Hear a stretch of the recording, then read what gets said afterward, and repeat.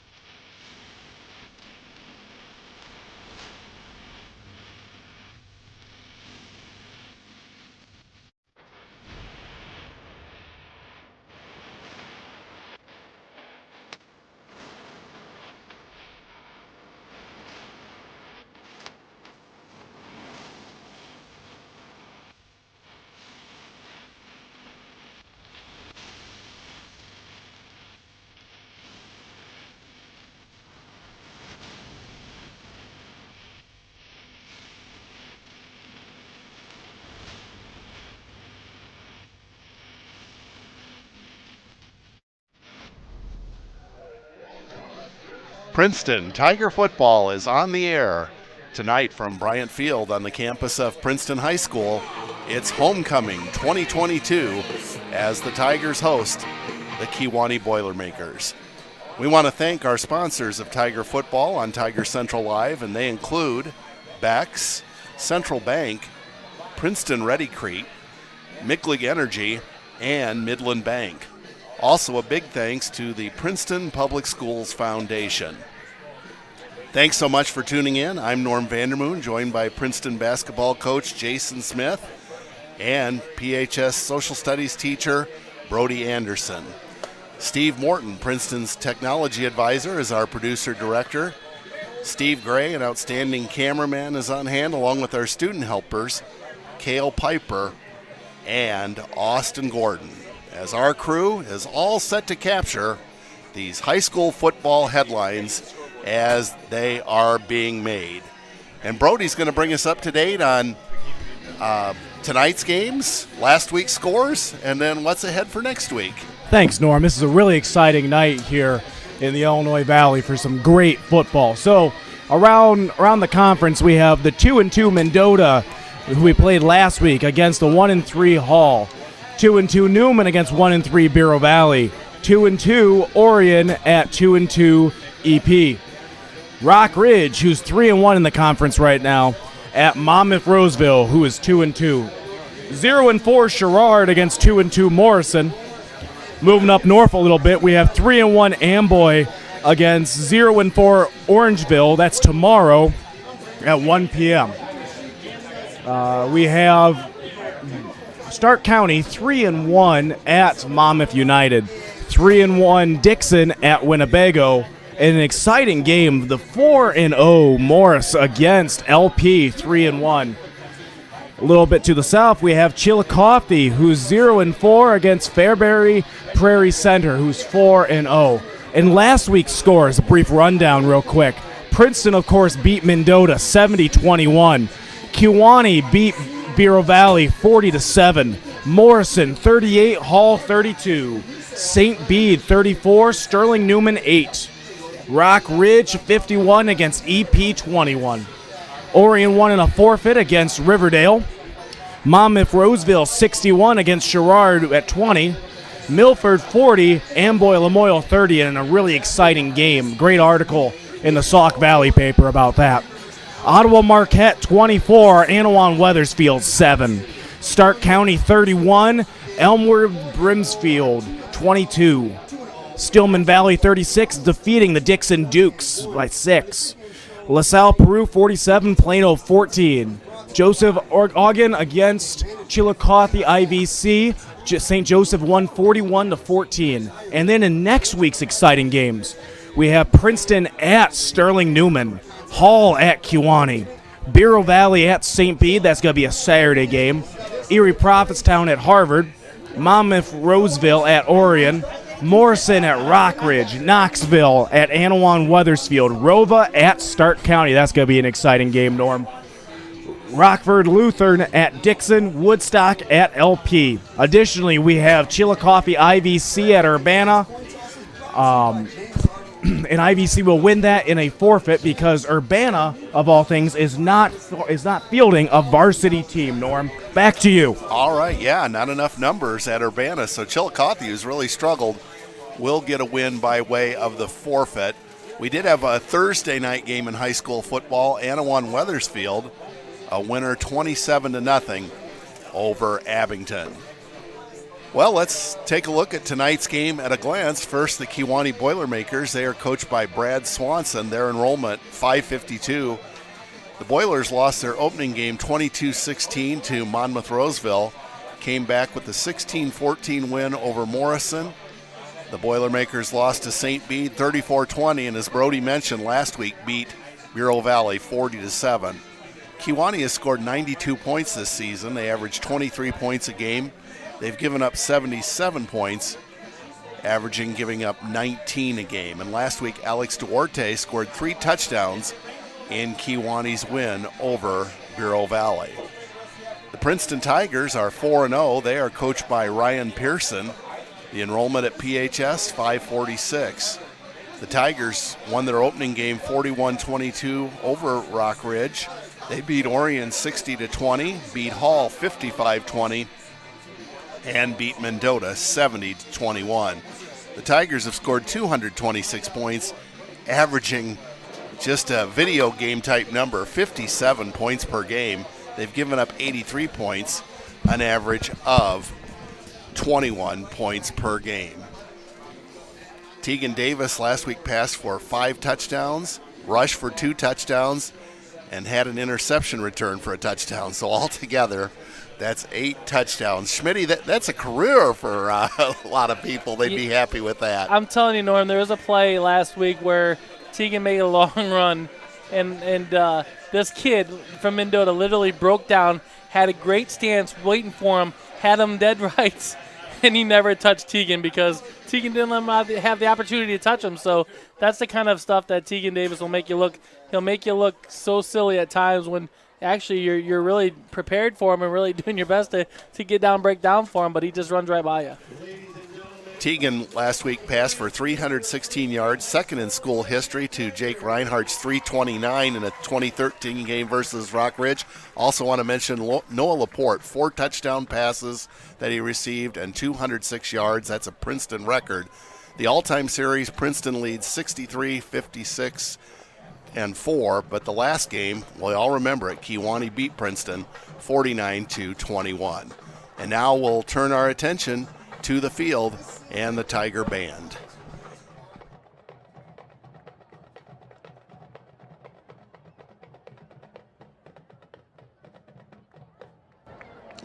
To welcome our visitors from Kewanee High School, the PHS Band will now play their school song.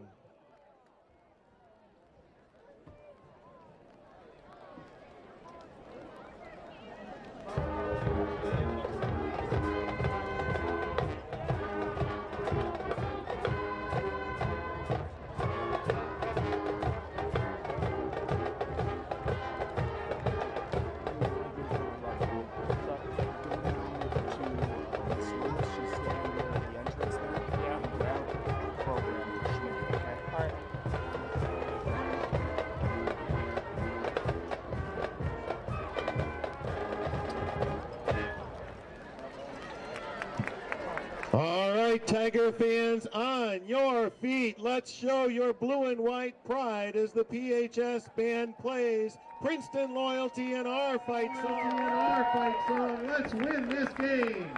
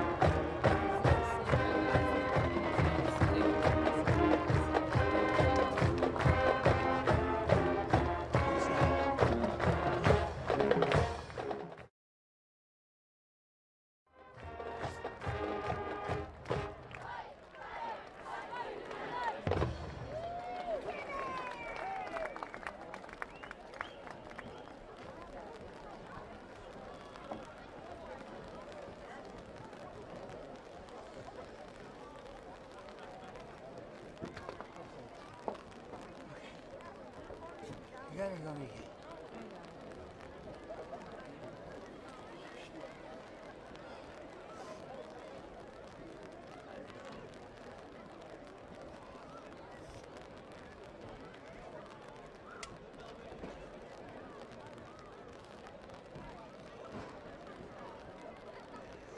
Ladies and gentlemen, at this time, we ask that you all please stand and remove your hats as the band, under the direction of Mr. Stephen Olson, honors America with our national anthem.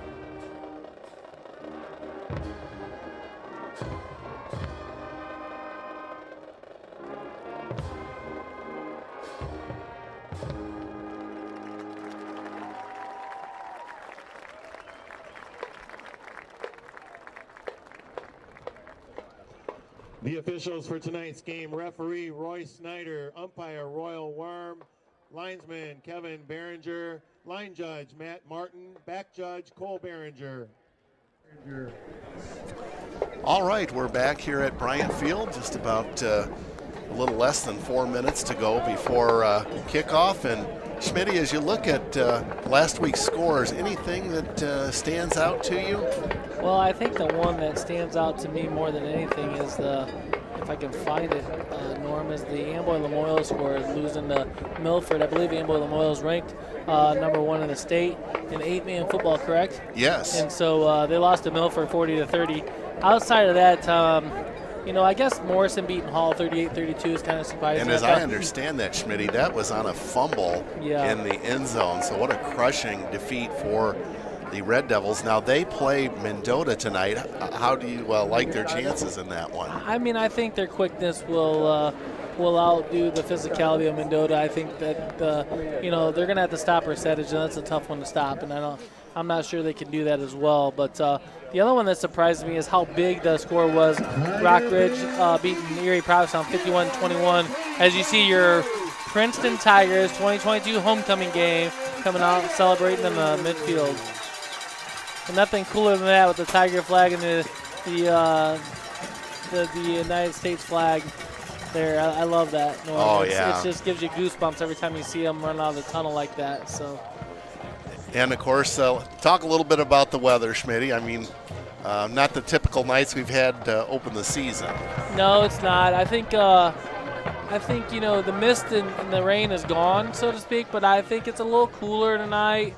I think you're going to see a lot more up-tempo pace. I think, a lot less cramping because it's so cool tonight probably. But I think the weather should not be a factor at all tonight after the rain just passed us. So, but I will tell you one thing. The Princeton Tigers had this game marked on their schedule, circled since last year at this time when they got beat last year in Kewanee. And, talking to a couple players and, even the coaches that are a little reserved normally, they said, yeah, this is the game they've been marked on the calendar for a long time. So it's a big rivalry. I think it's the oldest rivalry, I believe, in Bureau County, and there's a reason for it. So you get a little amped up when you play against Kewanee. I know we do as a basketball program, and and I'm sure the football program does as well. So it's going to be a good contest. You're going to see a lot of good football tonight, and I can't wait to bring it to you. And of course, last year Kewanee stunned Princeton, but really handled them rather easily, 49-21. So Well, I think Kewanee stunned a lot of people last year, and I think it's just because they were pretty decent. They were a pretty good football team, and that senior class was a really good class for Kewanee last year. And I think you saw it all last year when they went to the playoffs. So, Princeton came on last year. I'm not saying take them lightly by any means, but Kewanee just clobbered them and was up on them quicker than snot, and Princeton couldn't recover. So we'll see if the Tigers can return the favorites tonight. All right. Well, we are set to get this one underway. Carlos Benavidez ready to kick off. And away we go. And the kick is headed towards Brady Clark. And Clark on the return to the 20, to the 25, to the 30. And he stopped just beyond the 30-yard line as Ace Christensen in on the tackle. I think it's going to be a very big tonight on seeing the line play again. Watching the D line for the Tigers versus the O line, the Kewanee, and vice versa on the other side of things. So pay attention to the trenches tonight, because I think whoever has the best penetration and the push will win tonight's contest. That's for sure. Somewhat unusual to have your quarterback be a return man, but that was the case, as Brady Clark is the Kewanee signal caller, and he returned that opening kickoff. Yeah, Coach Pat Chenote said he was at that Amboy game last week and said it was a pretty good game as well. So, but we got a Kewanee-Princeton contest going. Let's get going now. All right. Well, Brady Clark in the shotgun. Takes the snap, and the Boilers are going to keep it on the ground, and the Tigers have this one just swamped. Yeah, that was number 9 there. I believe it was Arthur Burden among another guy there. It was just coming through the line, and in the loss of 5 yards on the play, we'll call it second down and 15. So just what you talked about, Schmitty, that battle up front, and clearly a big win for Princeton on that one. Did you see who carried that ball the first play? Number 8, Ben Taylor. Thank you. Shotgun formation once again, and the Boilers keep it on the ground. And a tackle behind the line of scrimmage again. That was Alex Duarte on the carry. That was Tegan Davis on the stop, and I think Tegan's a little fired up about this game too. Let's not kid ourselves. He had this marked on his calendar too. So another good start for the Tigers as they 2 stops, 2 negative possessions for the Boilermakers, and puts them down to a 3rd down and 17 situation. So you would think almost assuredly a passing situation. Boilers have 2 wide receivers to the right. Clark back to throw. Now he approaches the line of scrimmage. He's going to have to run, and he gets just about to the line of scrimmage, and that's it.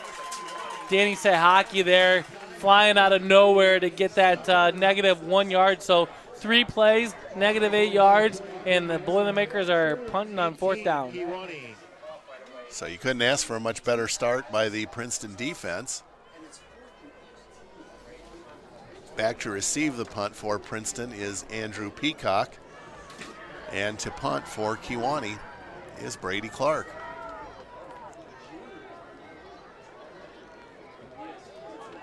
And the kick is away. Peacock is just going to stay away from it, and the Boilers touch it at about the 46-yard line of Princeton. So good field position starting out for the Tigers. And, one thing that's been the Achilles heels of the Tigers is their penalties early on. Let's see if they can come out right from the get-go and have a penalty-free down here and see what happens. That's an excellent point. Yeah, see if they can clean that up. That's one of the few, if any, balls that a person can find. They have really been tremendous. Yeah, if we're going to be picky, that's one thing we got to nitpick on, Norm. All right, so Tegan Davis in the shotgun. The Boilers jump the gun, and it'll be 5 yards free for Princeton.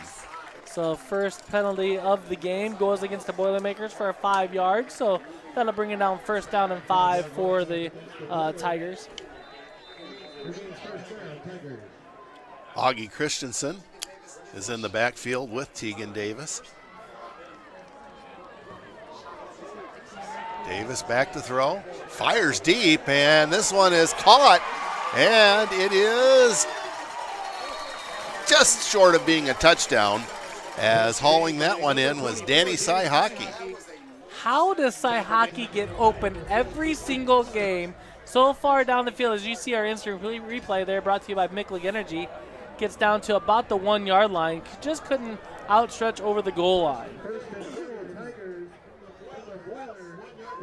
Beautiful throw by Tegan. Nice catch by Danny. Absolutely. See a quarterback sneak right here. Nope. Hickey gets the carry. And he is in for the touchdown with 9:27 to go in the first period. C.J. Hickey, a 1 yard run. So, you know, a whole two play, what was it, 54-yard drive for the touchdown. Norm, that's how you draw it up. Yeah, Draw it up, right? Great start. Carlos Benavidez, who's done an outstanding job on PATs, puts this one up. And it is no good. So it remains 6-0 in favor of Princeton.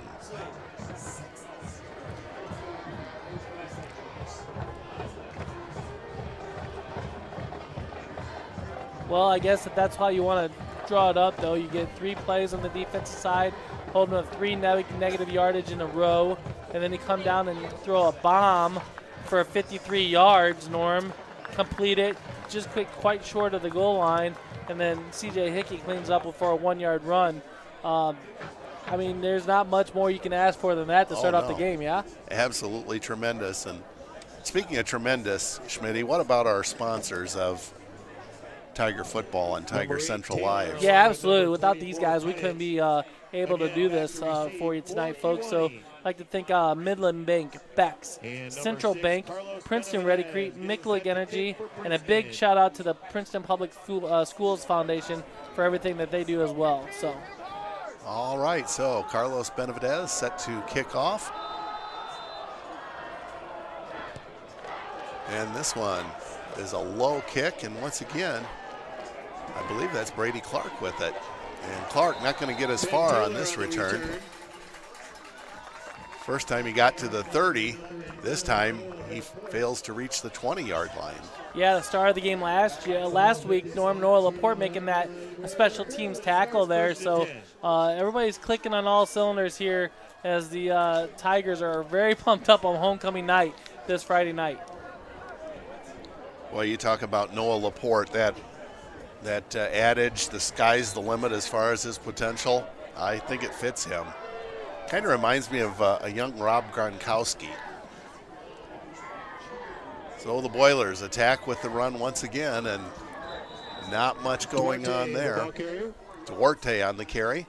He's brought down by number gets about 3 yards. Of the Tigers. But that's been their best play so far. Yeah, that's been their only play so far. So, you know. For positive yardage at least, yeah. So 2nd down and 7. This time the Boilers go under center. And this play is going to not go for much yardage at all. We'll see if they give them credit for a gain on this. I think we'll give him a gain of 1 right there. Ian Morris there with the stop, Norm. So I think that they try to see something. They got a flag on the play. Illegal shift. Illegal shift against the Boilermakers. So that'll negate that play there and back them up 5 more yards. So that's the second penalty for the Boilermakers for a total of 10 yards. Boilers did have 3rd and long on their first drive, but didn't pass. And apparently a timeout being called here. Maybe it's a little timeout by the coach of Kewanee, just to kind of, I don't know, chew on them a little bit, get them fired up, saying, hey, we're not out of this contest. We got to stop beating ourselves up here, and we got to get going here a little bit. I've been known to call a timeout or 2 in the beginning of a game in basketball, Norm, and that's normally what it is. Oh, I don't think there's anything wrong with that at all. Why wait for the wheels to fall off before you take a timeout? Yeah, I think Brody Anderson's got some scores for us, Norm. Go ahead, Brody. Just some early scores here. So we have Mercer County losing the Rova by 7 points, and then early score from the Hall game. Hall 8, Mendota 0 right now. All right, so thank you, Brody. So kind of what we thought, Schmitty. We don't know that Resetich scored the touchdown, but the Red Devils' speed perhaps a problem for the Trojans. Second down and 12 for Kewanee at their 16-yard line. Tigers lead 6-0. Clark under heavy pressure gets rid of it and completes the pass. A nice throw. It's going to be near first down yardage. Number 8 caught that ball. Ben Taylor with the catch. It is short of the first down, however. On the play. It'll bring up third down and 3. 8:15 to go in the opening period. Princeton leading 6-0. Clark in the shotgun, drops straight back. He's got good protection, and he has a man open, and the pass is complete. Pass is complete to number 16, Landon Mason. I don't know if he got it, Norm.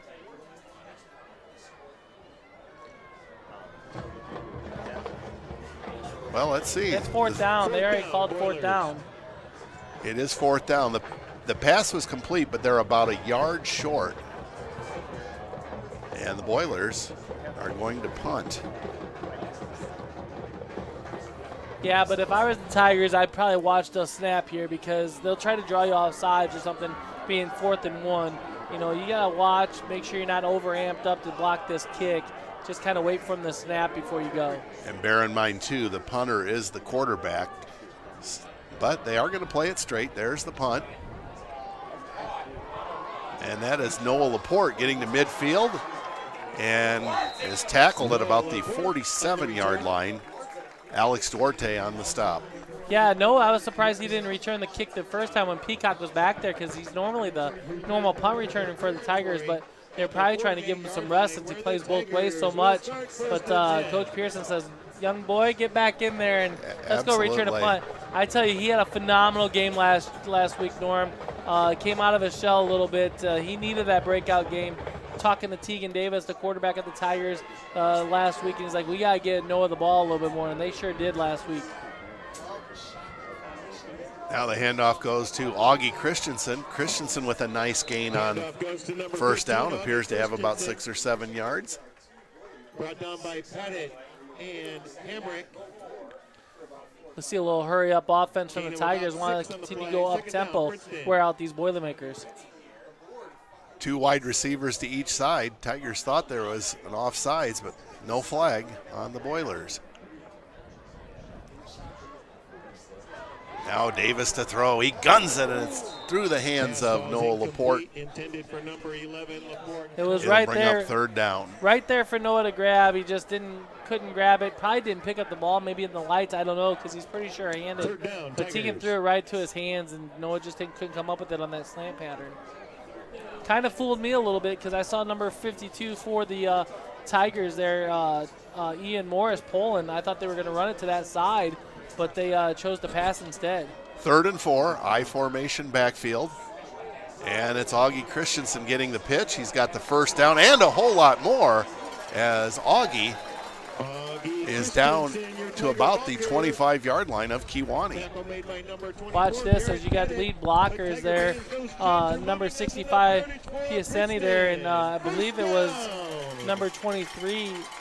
I don't have that number, but the running back there, Paul blocking ahead, had 2 guys blocking ahead for him, and gets a first down for the Tigers.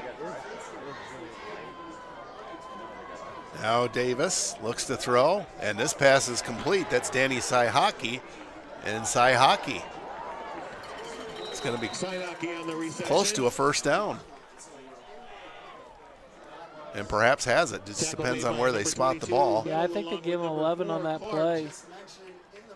You're exactly right, as the chain gang prepares to move even further down the field.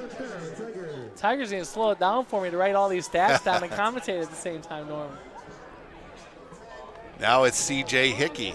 Hickey, a nice gain on first down, so well-executed drive by the Tigers. Yeah, that's another good gain of 6 there by Hickey, but you saw there at Tegan Davis pitching the ball back and actually lead blocking for his running back there, so interesting call there by Coach Pearson. Pro set backfield, Davis under center. Now he looks over at Coach Pearson.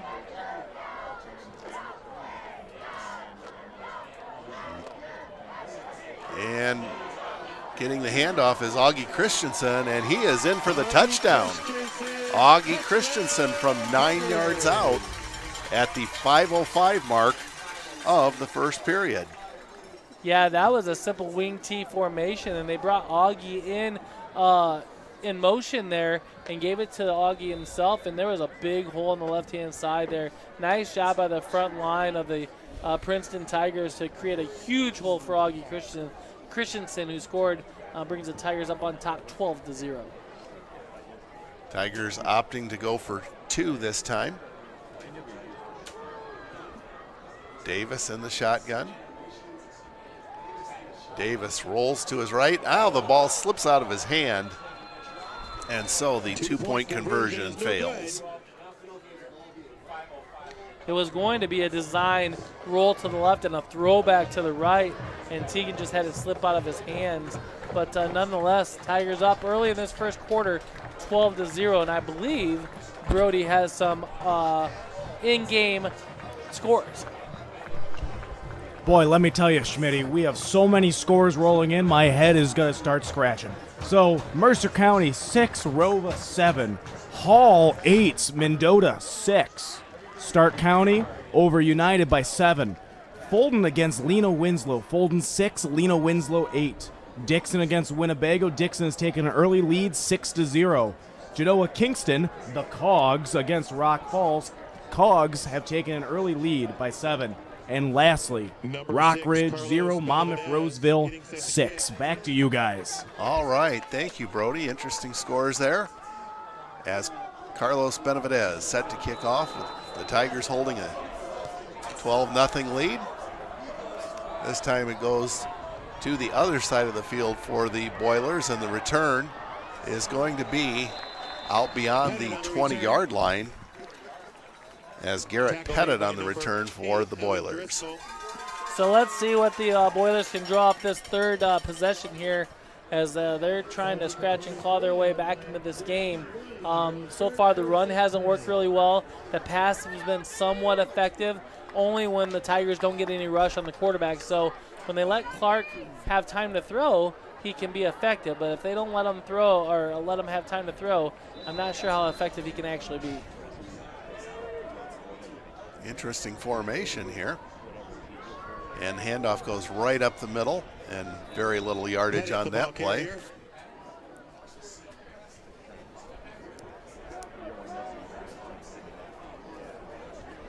Number 24 there with the carry. Pettit on the carry. Yeah. Gain of 2, it'll bring up 2nd down and 8. Clock ticking, 4:38 to go in the first period. Princeton's lead 12-0.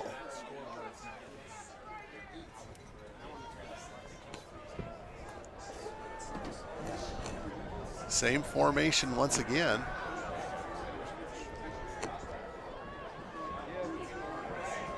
Now Duarte tries to get around the edge, and he does. He's got a first down, and he's knocked out of bounds beyond the 40-yard line. Yeah, that's a gain about 13 yards. So Kewanee's showing a little different formation here, almost like a T kind of formation with the lead fullback there in front of them. So Princeton's got to do some things adjusting wise to that. 1st and 10 for Kewanee at the 39. Tigers lead 12-0. And this time the Tigers are all over Garrett Pettit. That'll go for a loss. That's Kate Odell there with the tackle, as well as Ian Morris. So that's a nice 3 to 4 yard loss for the Boilermakers, and the Tigers did a nice job sniffing that one out, Norm. So 2nd down and 14 from the Boiler 35.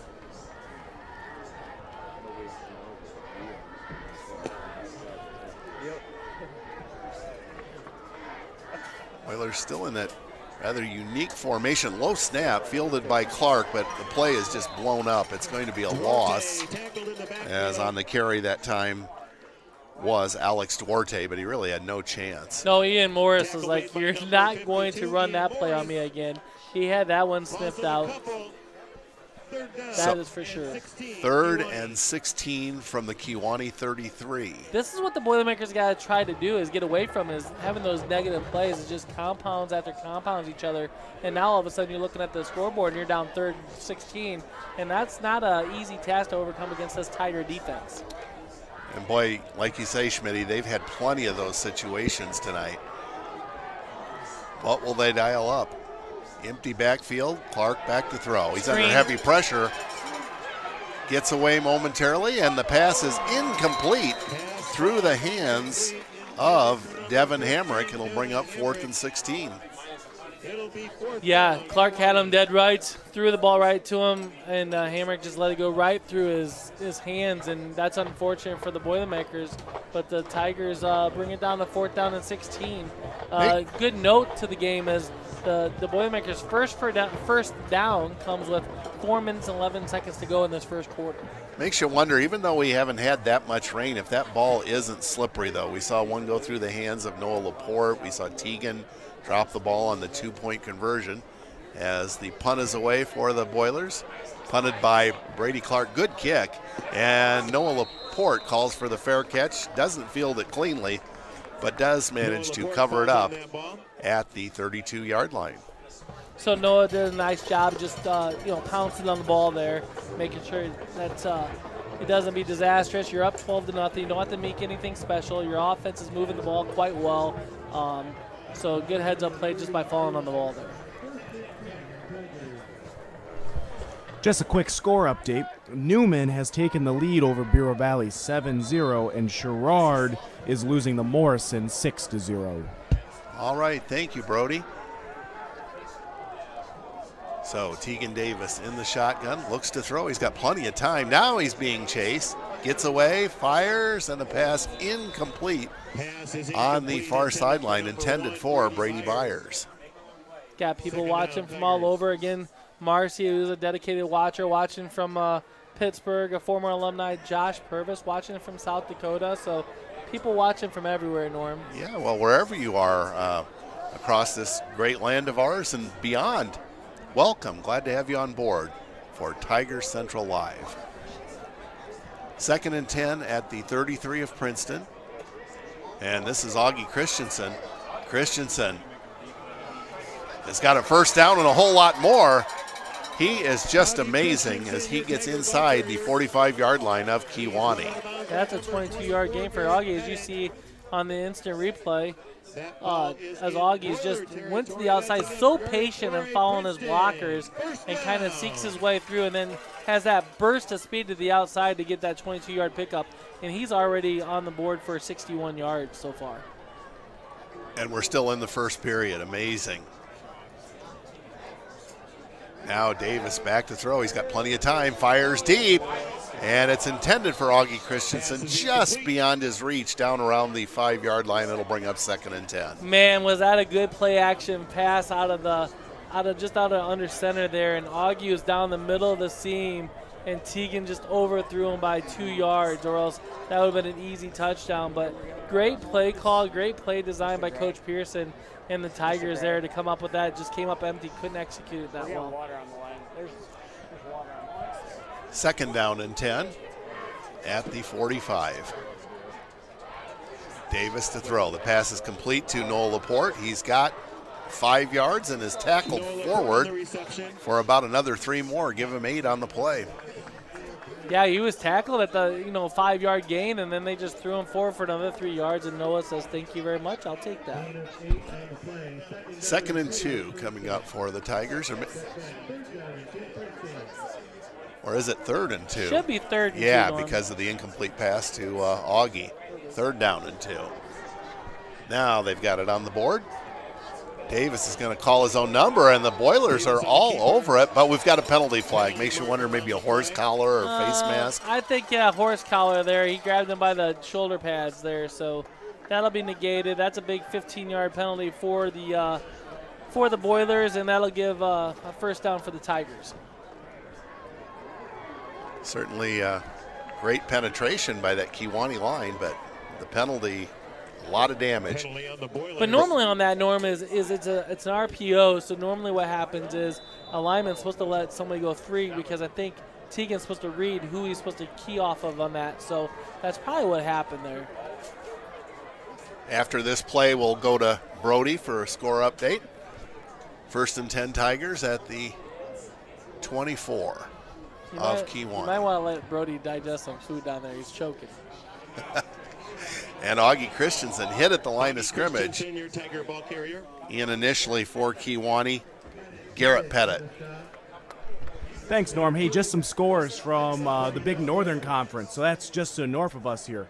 We have Dixon 6, Winnebago 7, and the Cogs are pulling out way in front of the Rockets, 21-0. Back to you guys. All right, Brody, thank you very much. Tigers looking at 2nd and 8 from the Kewanee 22.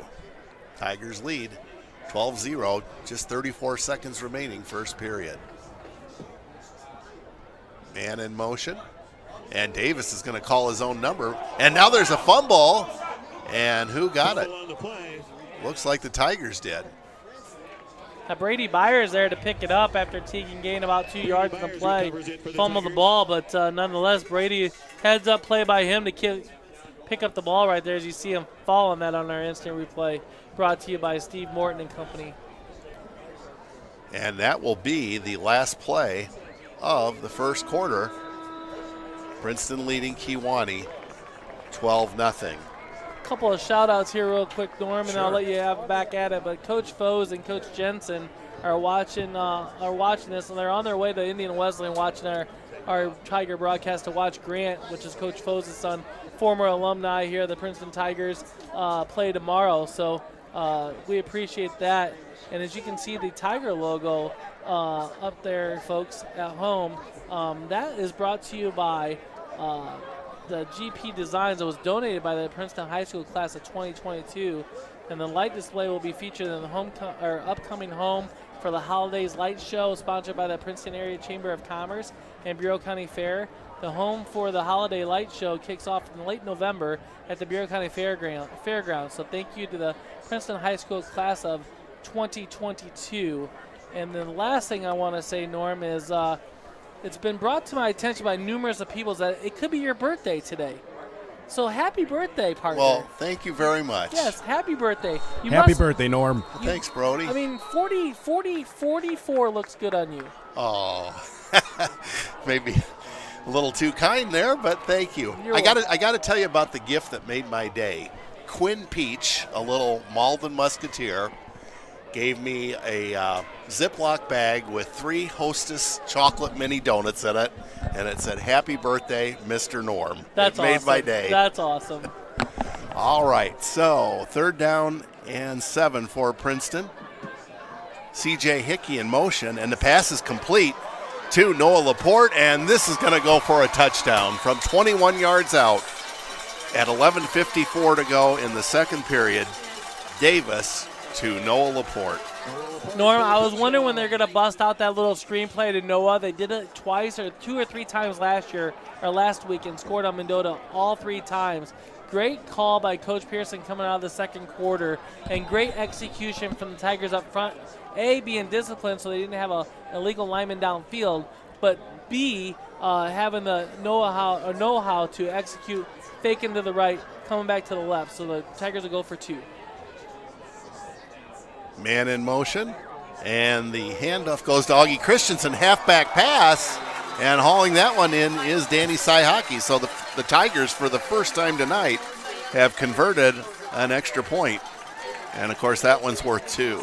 A little trickery there, if you will, there, Norm, by the Tigers as Coach Pearson dials up a little Tiger special, we'll call it, as they pitch it back to Augie Christensen, throws it to Saihaki for a 2-point conversion, and the Tigers are up 20-0 early in the second quarter.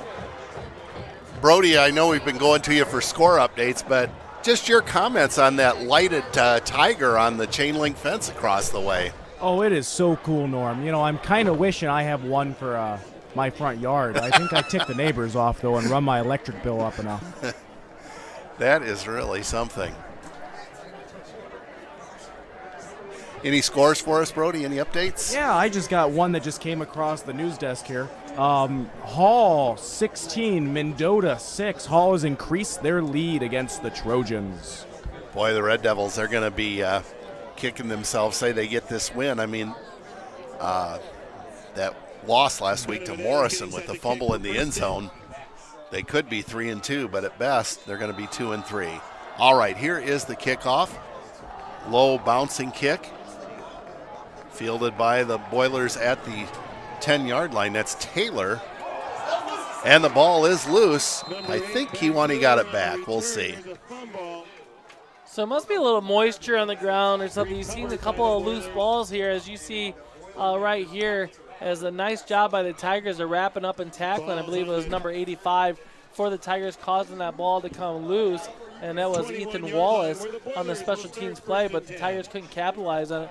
Nonetheless, the Boilermakers down deep in their territory at the 21-yard line, taking over on downs here, 11:47 to go in this second quarter.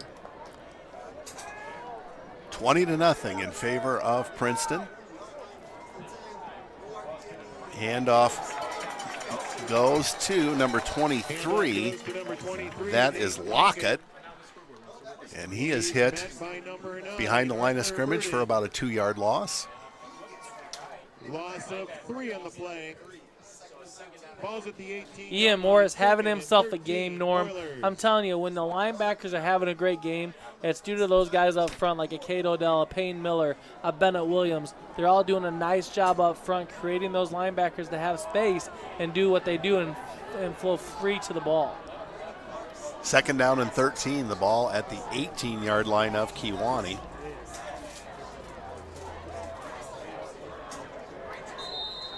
Now a whistle blows, and timeout being taken by Kewanee. Timeout, Kewanee.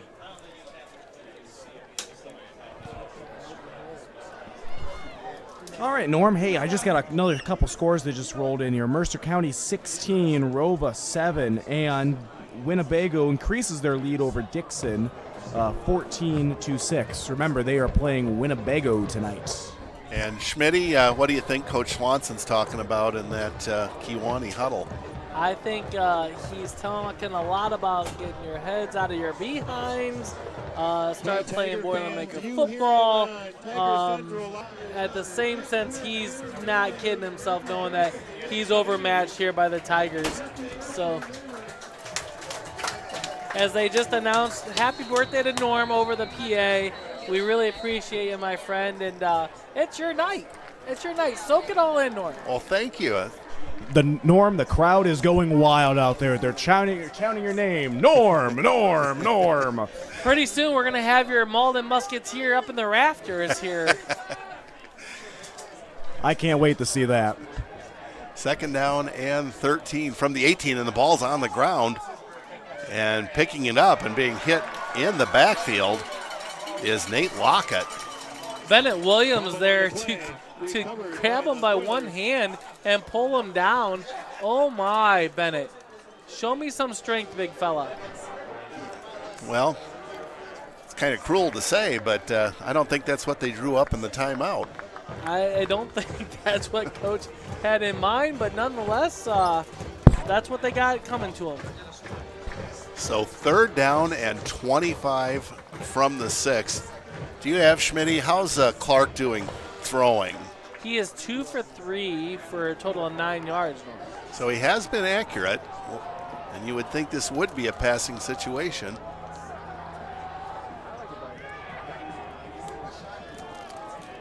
And Clark is under heavy pressure. Does get it away, does complete the pass, but it's for short yardage. So we try to number 20 for Kewanee. Cruz Paredes hauling that one in.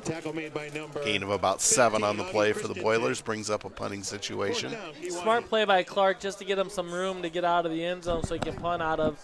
He knows he's the punter as well as the quarterback, so he knows what he's got to get done to make that happen, and dumped it off to number 20, like you said, Paredes, and gained about 5 yards in the play. Andrew Peacock is back deep to receive the punt.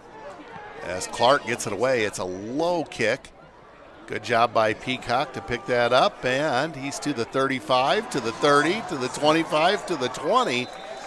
So about a 32-yard return by Andrew Peacock. Tremendous. Yeah, great return by Peacock. Nice job to set that up. They had a wall set up as Byers in front of them there, as you see, blocking. Arthur Burden there to block as well. But Peacock did a nice job getting out to the outer stretch so he could, to the near sidelines, to the Tiger sidelines, so he could gain that yardage. But I thought it was funny that Brady Clark tried to sell it was a roughing the kicker, fell down, and the referee just looked at him and said, "Not today, young fella, not today." Speaking of birthdays, happy birthday to Griff Piper, the son of Dave Piper. Hello to Dave, longtime Princeton Softball League commissioner. 1st and 10 at the 20 for the Tigers. Already in the red zone. Davis back to throw. He's under heavy pressure. Tries to get away, and he does.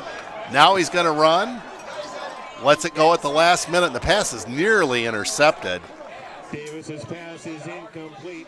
That hit Devin Hamrick of the Boilers, but he was unable to complete the interception. We'll bring up 2nd and 10. I tell you what, number 2 Amos had a nice job of covering Noah Laporte on that play. So he was blanketing coverage on that kid, and shout out to him because he would not let Noah Laporte run free, so Teagan cannot complete that pass. 2nd and 10 at the 20. Man in motion, and it's C.J. Hickey right up the middle. Big yardage as he gets inside the 5-yard line.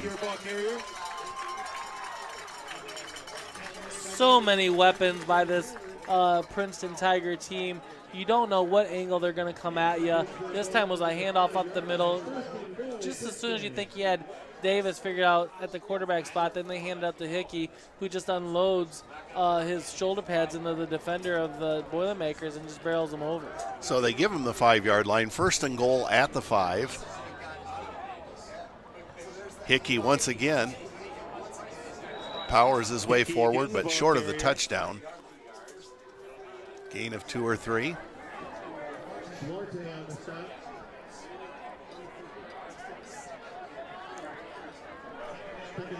Yeah, great 1-2 punch with Augie and C.J. Hickey.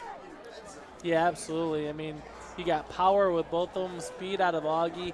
Hickey is a pretty fast kid as well. You got Davis in the quarterback position. There's just a lot of weapons on this offense for the Tigers. Christensen in motion. Handoff goes right up the middle, short of the touchdown. Number 8, Evan Driscoll on the carry for the Tigers. Evan Driscoll on that carry. Tackle made by number 74. Trying the element of surprise there, I think, because nobody expecting Driscoll to run that football, but gains for no yards in the play. So 3rd down and 3 there, and goal for the Tigers. Now Davis is going to power straight ahead, and he's in for the touchdown. Tegan Davis, the 3-yard run at the 7:45 mark of the 2nd period. That puts Princeton up 26-0. Isn't a nice luxury to have, Norm? If you're Coach Pearson, you can always count on number 2 to get you those 2 or 3 yards up front with those guys up front just pushing their way. It was just a nice quarterback sneak. You had the center, 56 there. I believe it's Piacenti there. And then you had Kate Odell there, the left guard. Just nice job by that offensive lineman just to push forward, and Teagan could have ran for days on that quarterback sneak. Very well executed, and Tigers are going to go for 2 once again. Oh, double reverse, and going in to score easily is Ace Christensen. Teagan to Augie to Ace. Just like they drew it up, they flipped it to Augie. Augie flips it back to Ace, and Teagan lead blocks for him and didn't need to because Ace had all the space he needed to convert that. That 2-point conversion is good. They put the Tigers up 28-0 with 7:45 to go in the 2nd quarter. You can bet those boys have practiced that in the backyard. Go ahead, Brody. Give us some updates. Alrighty, Norm. Hey, I got a bunch of updates just came across here. Geneseo and Sterling are playing tonight. Sterling's taking the early lead in that in the 2nd quarter, 7-0. Mercer County has increased their lead over Rova, 24-7. Fulton, a former member of the Three Rivers Conference, is now losing to Lena Winslow 12-16. And finally, the Hall game. Hall 16, Mendota 13. Mendota is still fighting. Yeah. Back to you, Norm. And by the way, Brody, you've got a halftime guest coming up? Yes, I do. Jarrett Carr, who was the varsity golf coach. All right, so we'll look forward to that interview. And again, thanks to Brody for the great job he does on the out-of-town scoreboard. Jarrett Carr is a varsity golf coach? Did you say golf coach? You did. Let's correct that, Brody. Captain. And the kick is away. It's a low kick. And the Boilers, with the return from the 14-yard line, get it out beyond the 25, as on the return was Ben Taylor. Sorry, folks, the food that got lodged in Brody's throat kind of made him a little dizzy upstairs, so he just didn't know the difference between a captain and a coach, but he got it figured out. We appreciate you, Brody. It's all these pizza cellar Italian beef sandwiches they have up here. You know, I'm getting the meat sweats. I'm losing my mind. 1st and 10 at the 28 for Kewanee. So this is some of the best field position the Boilers have had all night. They run straight up the middle, and this play is going to be short of the 30-yard line. As on the carry that time, it was Garrett Pettit. Gain of 1, 2nd and 9, Kewanee. We'll give him a gain of 1 on that play. That was a nice job by the line stuffing that, and the linebackers coming through.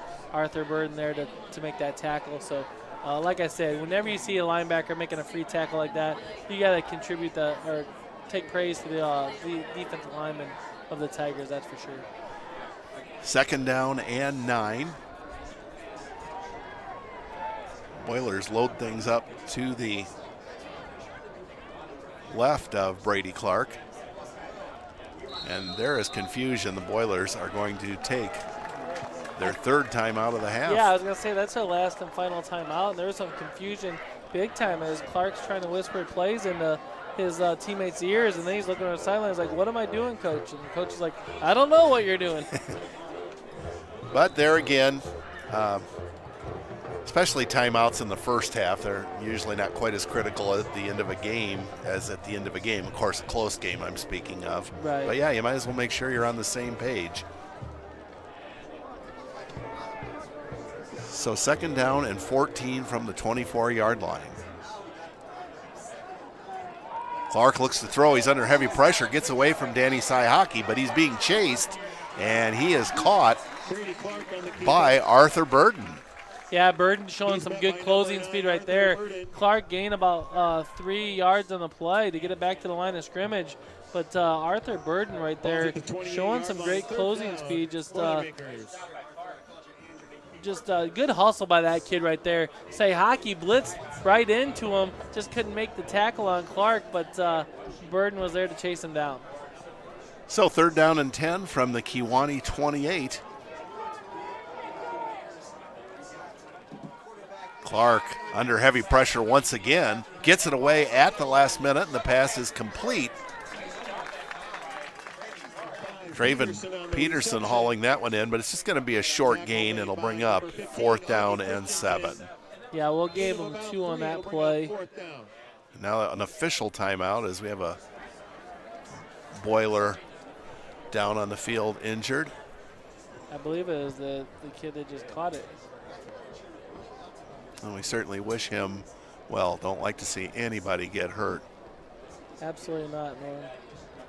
I think the reason why they called timeout in the play before that, former PHS standout Chris Walker was telling me that they only had 10 on the field. So that's probably why Brady Clark was a little confused. He's like, I don't have 11. I know Brody is scrolling for scores. Brody, anything you have, go right ahead. Thanks, Norm. So Sherrard and Morrison are playing tonight, and Sherrard has tied the game up 6-6. Sterling has increased their lead over Geneseo 14-0, and for the Hall game, Hall 24, Mendota 13. The back and forth slugfest continues. Wow, thanks for those updates. And again, we have a Kewanee Boiler injured. Looks like he's going to get up here and Yeah, we like to walk see off that. on his own power. I'd like to thank our sponsors tonight as Princeton Red Creek, Bex, Midland States Bank, Micklig Energy, and Central Bank, along with the Public School Foundation. So we all appreciate everybody that contributed to this broadcast all season long for the home games here at Tiger Central Live. Schmitty, you want to bring us up to date on the remaining Tiger games? Yeah, absolutely. Real quick, so we host Kewanee obviously tonight. We're at Newman next week, and then come back against St. Bede. That'll be a big one at home. Then Bureau Valley on the 14th on week 8, and then Monmouth Roseville on the 21st on the last week of the season before we head into the playoffs. So a punting situation. Brady Clark back to kick for Kewanee on this 4th and 7. A good snap and a good kick by Brady Clark. Noah Laporte bobbles it momentarily, but able to cover it up at the 40-yard line. Yeah, I think Noah and Augie both looked at each other like who was going to catch the ball, and Noah said, well, I guess I better catch it, and then he ended up fumbling it. But nonetheless, the Tigers come up with the ball, and they have good field position right at the 41-yard line. Just a brief score update that just came across here. Newman has increased their lead over Bureau Valley 14-0, and Mendota is closing the gap again against Hall 24-19. Wow. That Mendota Hall game is really interesting. I'll tell you, these scores are coming so quickly, Norm, I just burnt myself on a piece of paper. Hot off the presses. Now the Tigers keep it on the ground this time, and that's Augie Christensen. Look at that nice move as Christensen down to the 40, still on his feet. He may go all the way. Augie Christensen, 59 yards on the touchdown run, and the Tiger lead has expanded to 34-0 on a 59-yard run by Augie Christensen with 4:46 to go before halftime. Watch this instant replay. Watch number 65, Cail Odell, as he makes that little block against number 59, and Brady Byers as well to make sure that Augie doesn't get touched. What great hustle by the offensive lineman, a number 65, Cail Odell, to make it his way down there, to make that key block to spring Augie the rest of the way. Cail Odell really solid on both sides of the line, offensive and defensive. Now Carlos Benavidez for the PAT, and he puts it right through. And the Tiger lead is 35-0. Puts Augie Christensen at the buck 122 yards for the night. It's a great night for him as he only has 6 carries for 122 yards. So that's pretty good average there, Norm. Yeah, over 20 yards a carry. That'll please Coach Pearson, I am sure.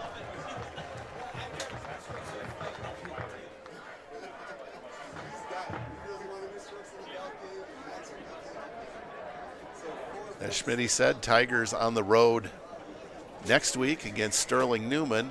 Newman, I think you would agree, Schmitty, not having the year they normally do. No, not at all. I watched them play against Rock Ridge. It looks like the new coaching regime, different offense, trying to get everybody to click, all together. Having a little tough time, but Newman's Newman. That's right. You got to consider them as a favorite when you go into their place. So coming in as an underdog, that's what I'd be preaching. And then our last game against home game, that is, against St. Bede, very well could feature 2 undefeated teams. Here's Benavidez's kick, and the Boilers field it at the 15-yard line. And the return is just beyond the 25-yard line as Brady Clark on the return. Alex Wynn there with the tackle. So nice job of that young man making his way down there to make the tackle. Here's a stat for you, Norm. So Princeton Tigers has 11 first downs in this game compared to Kewanee's 1. That's how dominated of a first half it's been for the Tigers this first half. So just something to think about. No, great point. Very interesting. Brody, you got a quick score update? Yeah, the Stark County football is keep rolling on over United, 26-0, as well as Dixon's closing the gap against Winnebago, 14-12. All right, thank you, Brody. So Stark County, of course, 4 or 5 years ago, they were in the state championship, had a few off years, but they're doing just fine this year, having only lost 1 game to Knoxville. Now Clark. He's going to run, tries to get to the outside, and he's not going to have much success. Chased by 3 Tigers. Ended up being tackled by Bennett Williams there, but Tegan Davis coming out of the cornerback position did a nice job of forcing him back in so Bennett could clean up on it. Great pursuit all around by the Tigers. And Schmitty, a point you brought up earlier, Kewanee just constantly playing behind the chains, 2nd and 13. I mean, they're not getting very many plays in because they're always 3 and out. When they do go in, they always have negative yardage. It's just not a good scenario here for the Kewanee Boilermakers.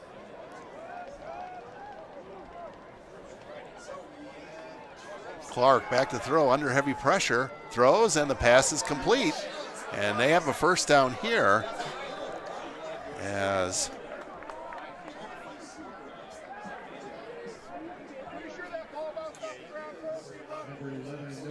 Cruz Paredes with the catch. First down to the 42-yard line, or actually we'll call it the 41 of Kewanee. And even when Clark threw that ball, it was a nice job by Brady getting the ball off, but he was still under heavy pressure by the Tigers. First and 10 at the 41. Tigers lead at 35-0. Clark, quick pass to Paredes once again, and this time that field that's just a little bit wet causes Paredes to lose his footing. It'll bring up 2nd and 14. Yeah, they thought they had something working there, and Paredes just lost his footing there. Like you said, Norman, loss of 4 there on the play. I don't know if Clark really initially wanted to go to him right there, but had no choice as he was under heavy pressure again from the Tigers, who's actually stunting some linebackers. So they're doing some blitzing as well. Brady Clark is, for what he's been up against, the pressure he's been under, he's done a good job. 2nd and 14 from the 37. Are the Tigers going to bring extra pressure? Well, they've got enough as Clark is hit and the pass is intercepted by Noah Laporte at midfield, and it appears he is going to score. Noah Laporte, a 50-yard interception return, and the Tigers go up 41-0. Norm, that was all presented by the hit from Arthur Burton. If we have a replay of this, we'll show it to you here as Noah Laporte just runs this touchdown back. He had easy pickings there as Arthur Burton just unloaded on Brady Clark to cause him to throw that underneath, and it was all but easy for Noah Laporte from then on out.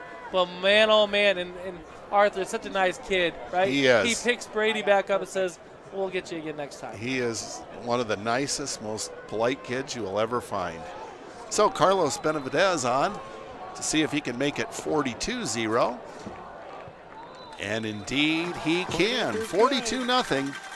Princeton over Kewanee. And Brody, go ahead and bring us any updates.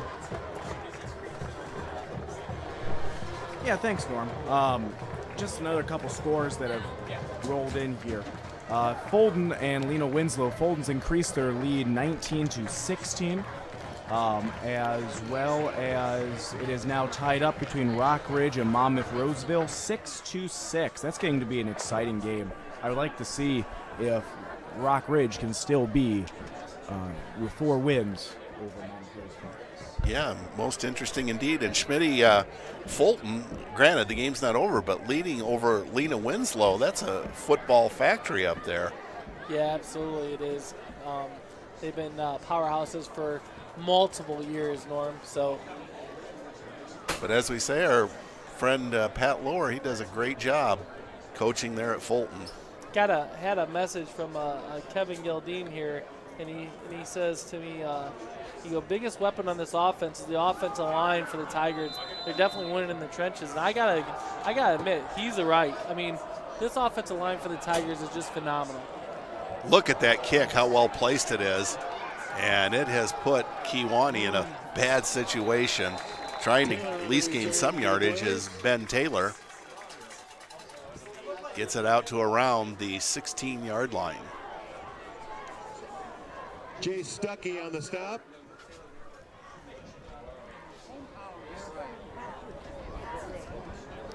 Stuckey on the tackle for Princeton. It's actually Stuckey. Stuckey, thank you for correcting me. You're welcome. So 1st and 10 at the 16 for the Boilers, who are already down 42-0.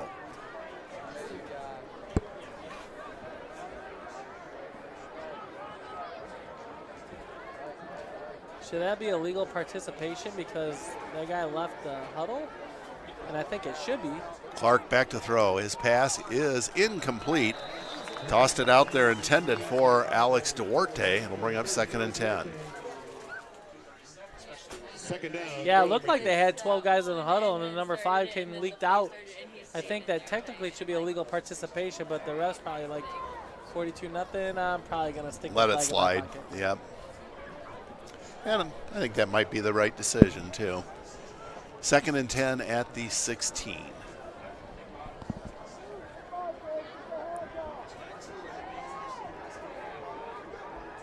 Now Clark back to throw. He's got more time than he's had almost all night, but he runs out of it, gets rid of it, and this might be intentional grounding.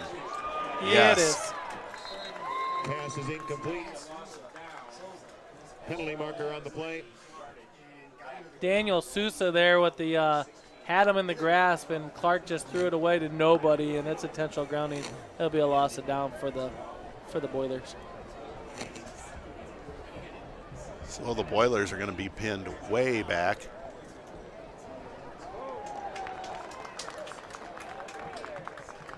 Is that a spot foul, Norm? Well, we'll find out here in a minute.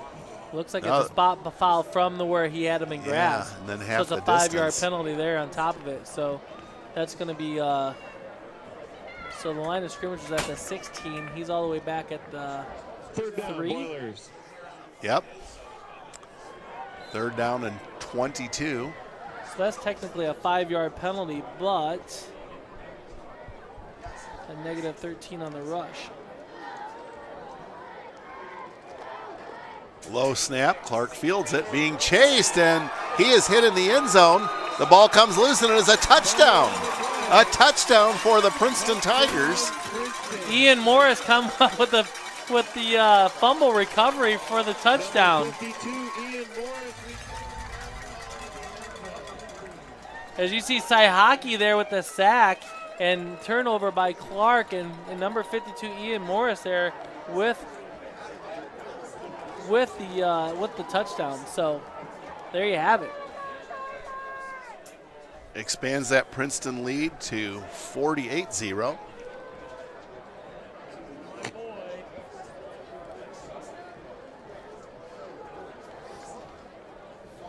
All created by Danny Sayhaki there. Did a nice job of closing in.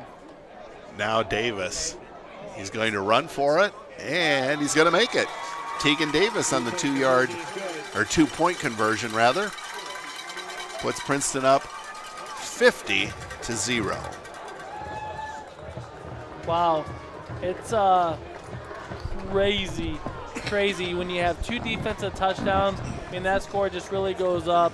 It's 50-0 with 2:23 to go in the second quarter, and these Tigers can really put some points on the board, can't they? Yeah, and this second period's been really something for Princeton. They put up a whole bunch of points against Mendota last week, and that is, let's see, 5 touchdowns just in the second period for Princeton. Go ahead, Brody. Just a quick score update. Orion 14, Erie Prophetstown 7, and the Mendota Hall game. Hall 32, Mendota 19. What quarter is that in? Second quarter That as is the well? second. My Lord, that's a lot of points scored.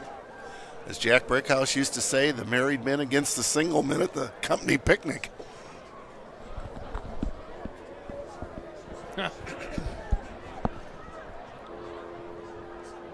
Well, if you just tuned in, you are seeing correctly. It is 50-0 in favor of Princeton, and we are still in the first half. Carlos Benavidez to kick off. And Taylor fields it at his own 7-yard line. Taylor to the 20, runs into his own man, and is going to be tackled at the 20. Number 85. I know, Schmitty, you were at the Mendota game last week where Princeton put 70 on the board. But Coach Pearson, he went to the reserves a lot in that second half, and Yeah. they responded really well. Yeah, they're getting a lot of playing time in the second halves of most games, and they're really clicking on all cylinders as well.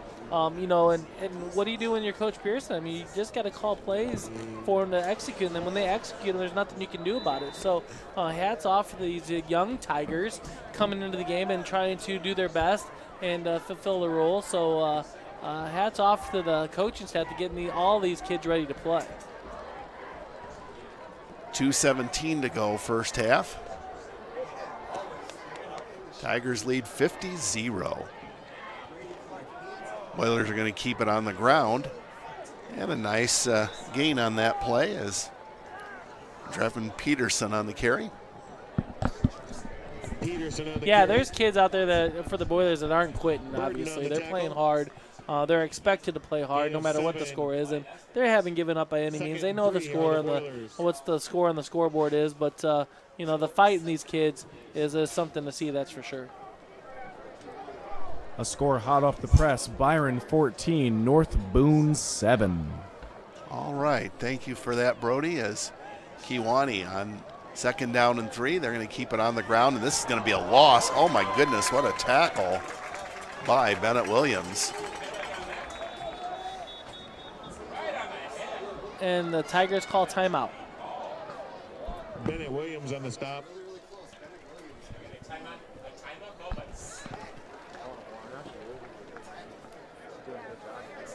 So that was a loss of 3 on the play, we'll say. 4 on the play, probably. Of course, it is homecoming. And Brody, can you hear me down there? Christian Rosario was the king. Who was the queen? Do you recall? Sadie Thornton, Norm. All Sadie right. Thornton. All right, so there's your king and queen for the homecoming court. Thank you, Brody.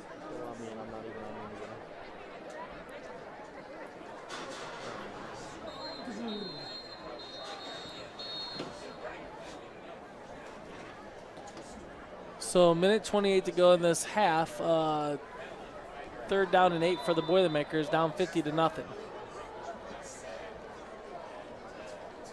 Brady Clark still in at quarterback. Has a man directly behind him, man in motion. And Clark under heavy pressure lets it go. It's a high pop fly pass, and it's nearly intercepted by Tegan Davis as it was intended for Alex Duarte. You could read that the whole way. Tegan was baiting him into throwing that ball. Then he saw the ball up in the air and just couldn't quite have the closing speed to grab that interception. But if Tegan grabs that, he was off to the races, that's for sure. So a punting situation for the Boilers. Brady Clark will be in to punt. Back to receive for Princeton. Augie Christensen and Noah Laporte. Boy, what a dangerous duo that is. Yeah, kick it to either one. We're happy with it, right, Norm? Exactly. And it looks like it's going to be Noah Laporte to take it at the 47. He is to the Boiler 45, fights his way forward to the 40-yard line. So good return by Noah. And the Tigers will take over 1st and 10 with 1:09 to go in the half, leading 50-0 at the Kewanee 40. So we asked the Tigers to clean up on their penalties. They have no penalties here in this first half. So, what do we criticize them about now, Norm? I don't know. I mean, it's been a flawless first half. Really, it really has. I don't think they're done scoring either. They're going to look to score this. They only get 2 quarters to play, so you might as well play them. Davis in the shotgun. Back to throw, fires, and the pass is complete to Noah Laporte at about the 42-yard line. Give it a gain of 8 on the play.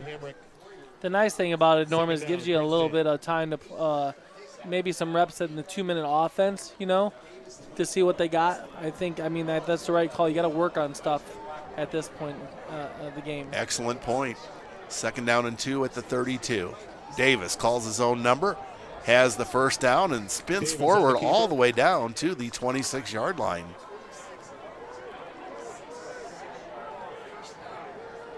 with 3 minutes and 30 seconds left to go down in Spring Valley. The Hall Red Devils 38, Mendota 25.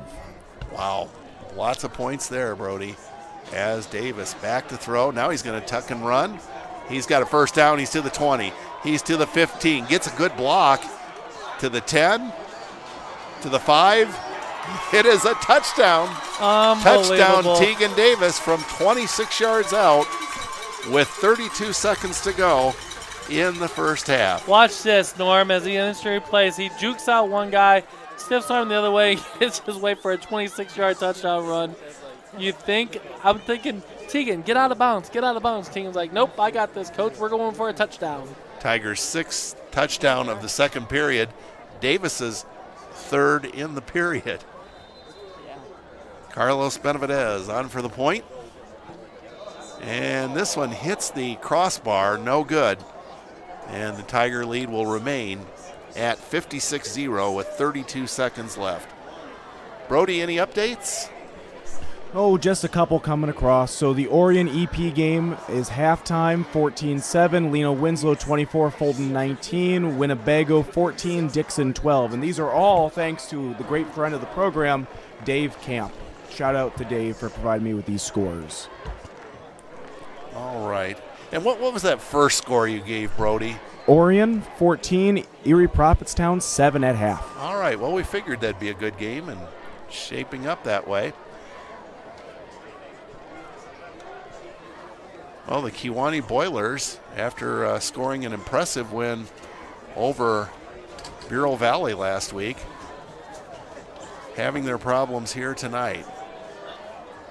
Beat Bureau Valley last week 40-7, did the Kewanee Boilermakers.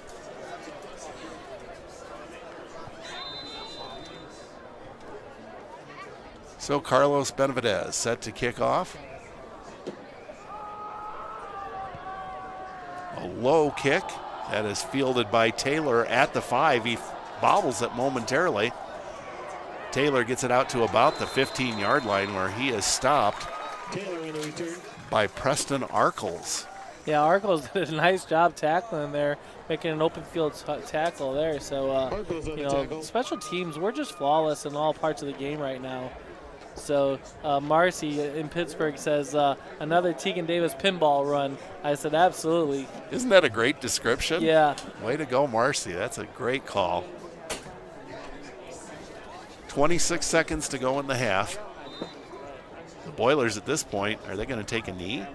They do. And the teams will go to the locker room. Brody, again, you've got a halftime guest coming up. Yeah, so I got a couple halftime scores here.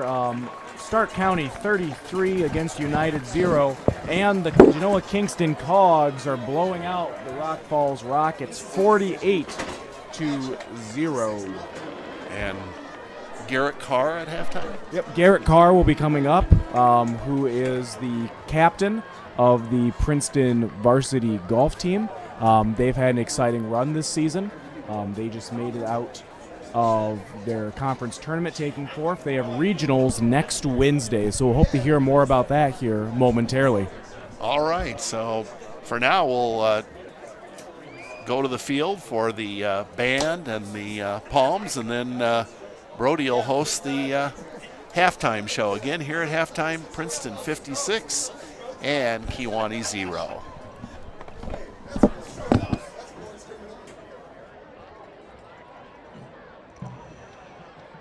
Ladies and gentlemen, please welcome back to Bryant Field your Princeton High School Marching Tigers.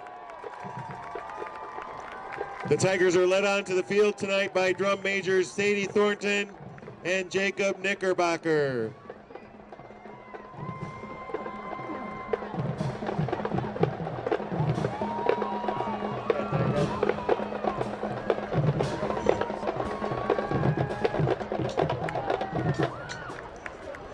For our homecoming performance, the band encourages you to drop another dime in the jukebox and sing along. This is I Love Rock and Roll.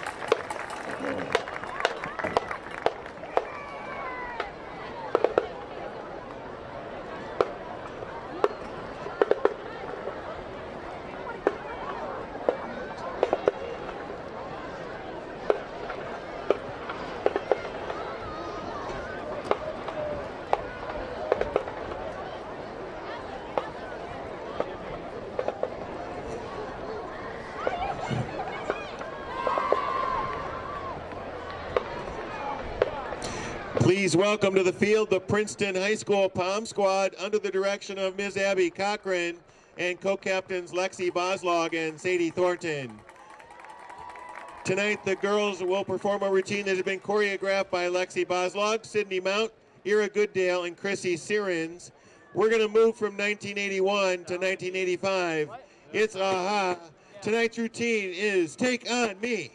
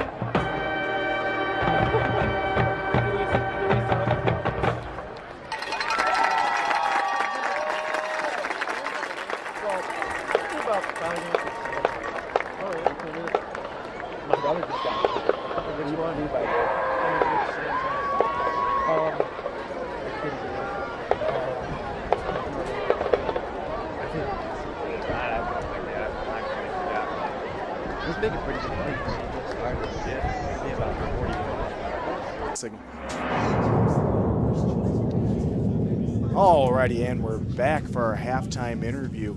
Joining me today is Mr. Jarrett Carr. Jarrett, how are you? Pretty good. How about yourself? Good, good. You know, this is one of those times I wish we had a camera in the booth because Jarrett is dressed like he is an inmate right now. Yeah, we got to keep the school spirit up. So that's the theme tonight is jailbreak. Huh? Yep, that's true. Very cool. Very cool.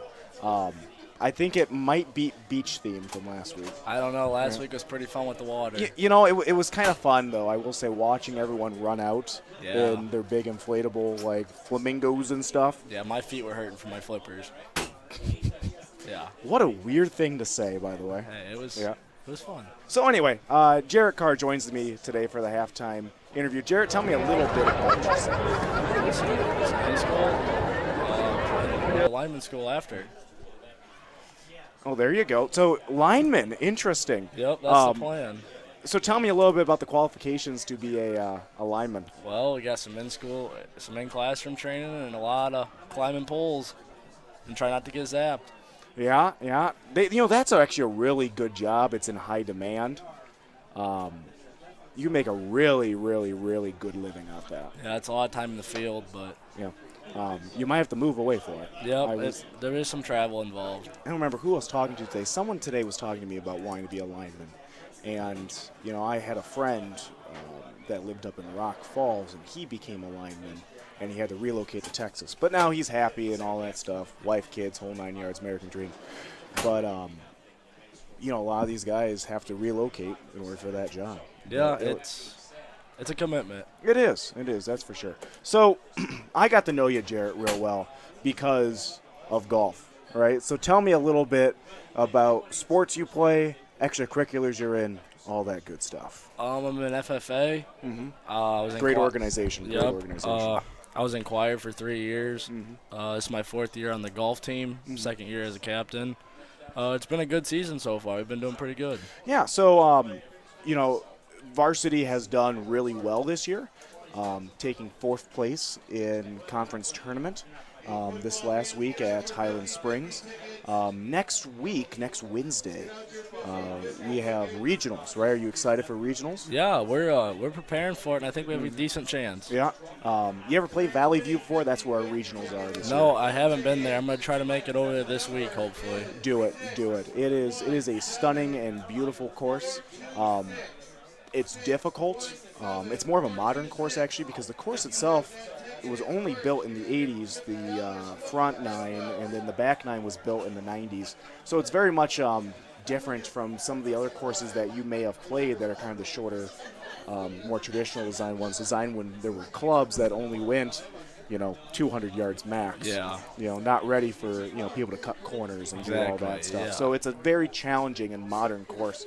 I wouldn't say it's too dissimilar from like the back 9 at Highland at times. Oh, really? Yep. So tell me this. Speaking of golf, what is your favorite golf memory as team captain? Favorite golf memory as team captain? I don't know. I honestly don't know. Well, give me some highlights then. It's been great dealing with all the guys. We got a great team, and it's been fun to communicate with them and get to know them a little better. It's fun to run the captain's practices. When coach doesn't come, and it's just me and the boys, and we do our thing and we get stuff done. Yeah, yeah. There you go. What's your favorite course, either around here or favorite course you've ever played? We went to TPC Deer Run, and that was pretty fun. But I think I'll have to go with Seneca's Oak Ridge. Really? Yeah, it eats me alive, but I really enjoy playing Seneca's. It's a beautiful course. Yep. It really is. My game usually goes off kilt about hole 15 there, and it all just kind of stumbles into the conclusion. Those last 4 are tough. Yeah, they are. They really are, especially 18. Yeah. Anyway, all right, let's transition away from sports for a second here.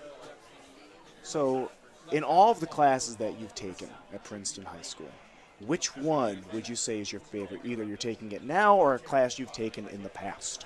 That's a great question. I just started a career internship with Coach C. Oh, yeah? How's that going? And I've only been out in the field one day to my spot. I'm going to Princeton Flighting. Oh, okay. Out there north of town. Sure. And it's been great, getting out of the school and seeing the workforce of Princeton, in the area. It's been great so far, and I'm happy to see what comes with it. Oh, that's just great, Jared. That's just great. Coach C does a phenomenal job with the career internship program. You're really going to enjoy it. I took that when I was a student at Princeton High School. Really? Now, Coach C didn't have it. Of all people, it was Mama Fred's had it. Oh, wow. Mama Fred's had it, and I did it with Coach Gray over at Logan Junior High. Oh, yeah. We had a lot of kids over there. Yeah, he does a phenomenal person, great coach, great teacher. Can't speak highly enough of him. Yes. Speaking of teachers, by the way, either now or any teacher you've ever had, not only at PHS, but when you were in elementary or middle or junior high, who would you say is your favorite teacher? It might have to come back to 3rd grade, Miss Thompson. Oh, yeah? I still get her letters every year. No kidding. She sends out a letter to all her students she's ever had every year. Oh, isn't that just sweet? I think she's got it. Oh, that's wonderful to hear. Wonderful. Shout out to you, Mrs. Thompson, for doing that. All right. How about this? What is your favorite high school memory looking back as a senior? That's tough. You got some tough questions. I know. These are tough. I might have to go with, one of these nights at the football game. Oh, yeah? Just being a part of the student section. Yep. Mm-hmm. I just like to point out that Mrs. Palovi has just entered the press box screaming and hollering because I believe she has won the 50-50 raffle. Oh, wow. Very cool, Mrs. Palovi. Where's our cut? Yeah, there you go. Not only that, a Kewanee board member says we are watching the game on YouTube via Tiger Central Live. Who runs this feed? Is it a student club? So awesome. Just to reiterate, in case someone didn't hear that, that is a Kewanee board member praising Tiger Central Live. We're very happy to have our friends at Kewanee tune in and join our live stream. This is a great opportunity all around for not only here at Princeton, but people that we play. Wonderful, wonderful.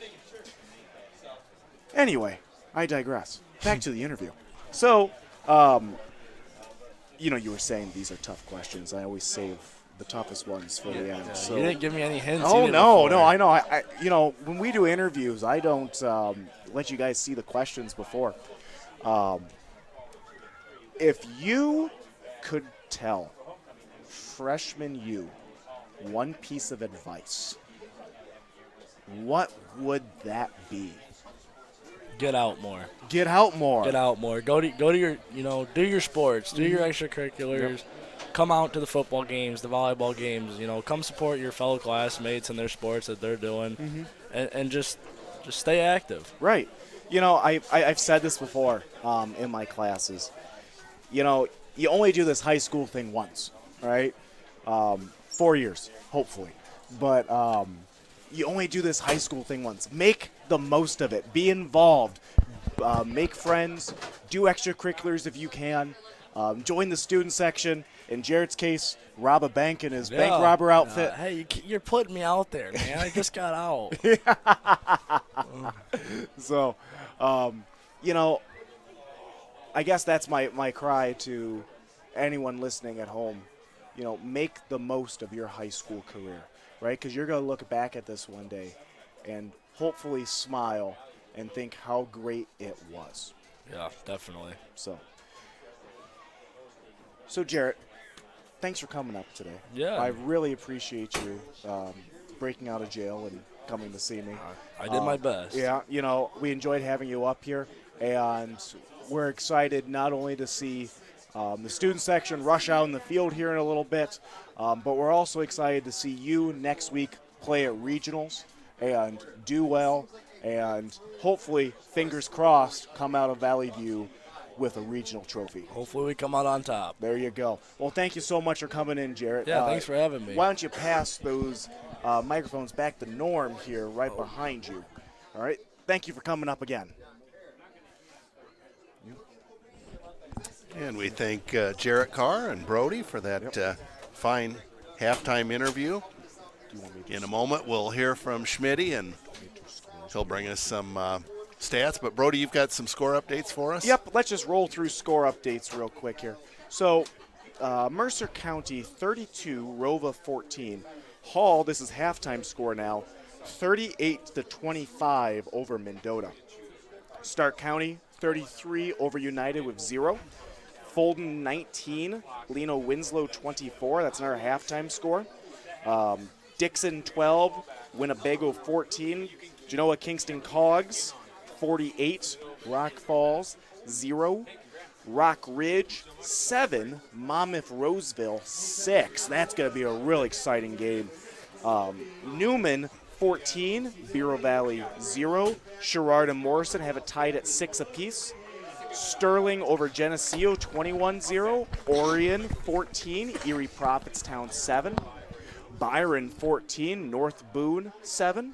Morris 21 over LP 7. And our final score here, Caneland 13, Ottawa Pirates 0. All right. Well, thank you, Brody. By the way, if you're wondering, that Mendota Hall game, that's taking place at Nesty Stadium in Spring Valley. That's one we've been watching very closely all night long. We've got about 30 seconds or so before second half action. So, Schmitty, any stats that you want to let us know about? I'm just going to highlight a few things. I'm going to go over some scoring drives, Norm. Sure. So, with 9:27 to go, Tigers get up on board with the Hickey with a 1-yard run, all set up by Tegan Davis to Danny Sehaki, 53-yard catch at the 1-yard line, provided that Hickey 1-yard run. Benavidez's kick was no good, 6-0 at the first quarter. 5:05 to go in the first quarter. Augie Christian with the 9-yard run. The 2-point conversion was no good. 11:54 to go in the second quarter. Noah Laporte had a 21-yard catch from Tegan Davis with a 2-point conversion from Augie Christensen to Saihaki was good to bring the score up to 20-0. 7:45 to go in the third quarter. Davis, a 3-yard run with the ace Christensen 2-point conversion was a good off of a little reverse action there in the 2-point conversion. 4:46 to go. Christensen with a 59-yard run with the Benavidez kick was good to bring the score up 35-0. 2:49 to go in the third quarter. Laporte with the 50-yard interception run back with a kick good by Benavidez. Again, that interception was all set up by the Arthur Burden pressure on the QB. Bring the score 42-0. 2:23 to go. Ian Morris's fumble recovery. Davis's 2-point run was good. Bring it 50-0. That was all set up by the Danny Hockey sack strip fumble of the quarterback. And then with 32 seconds to go, Tegan Davis ran the ball in for 26 yards with the kick no good to bring the score 56-0 here to start the third quarter. All right, thank you, Schmitty. And getting set to kick off for Kewanee is Isaac Contreras. And the Tigers get it from about the 15. And a good return as going out of bounds at about the 34-yard line is Common Green. Yeah, Common Green did a nice job of returning that ball. Again, that's a freshman. You're going to see some freshmen and sophomores playing the second half. And folks at home, these kids can play too. We got some really good underclassmen that really like to play at this level and do a nice job competing at this level normally against their first and second stringers of the opposite team. So they did a nice job against Mendota last week, and I think you'll see the same thing this week here in this contest. All right, and so taking over at quarterback is William Watt. He's done a fine job whenever he's been called upon.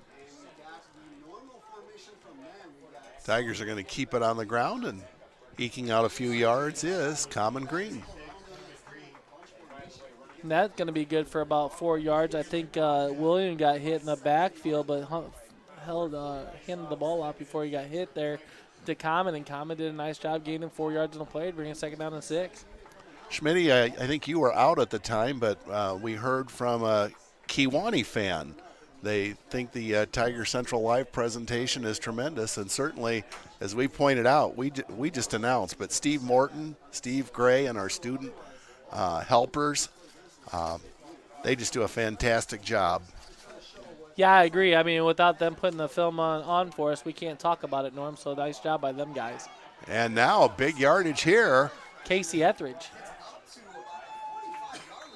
All the way to the 45 of Kewanee is Casey Etheridge. By the way, our student helpers, and they've been with us all season long, Cail Piper and Austin Gordon. We appreciate their excellent work. Yeah, that's the Tigers' 10th first down on the ground, 14th overall, compared to just 2 first downs for the Boilermakers. So that says all you need to know right there, Norm. So it reminds you a little bit of the Mendota game last week, that this second string, they're very productive. 1st and 10, Princeton at the 45. Once again, the Tigers keep it on the ground, and a nice gain of about 5. Etheridge on the carry. One thing about all these running backs they have in common for the Tigers, they all run hard, extremely hard. So it's going to be hard for the first guy to tackle these guys because they keep their legs turning. And all these kids are very faithful in the weight room and like to lift for Coach Pearson. And that becomes evident when you see kids like that just power through runs and breaking tackles like that. That's all the work they're doing in the locker room, of lifting and whatnot. So nice job by the coaching staff to get in the weight program. Good job by the kids of getting into this weight program and seeing things pay off for them. Back judge begins the 5 count. And big yardage for Etheridge on this carry as he is down inside the 20-yard line.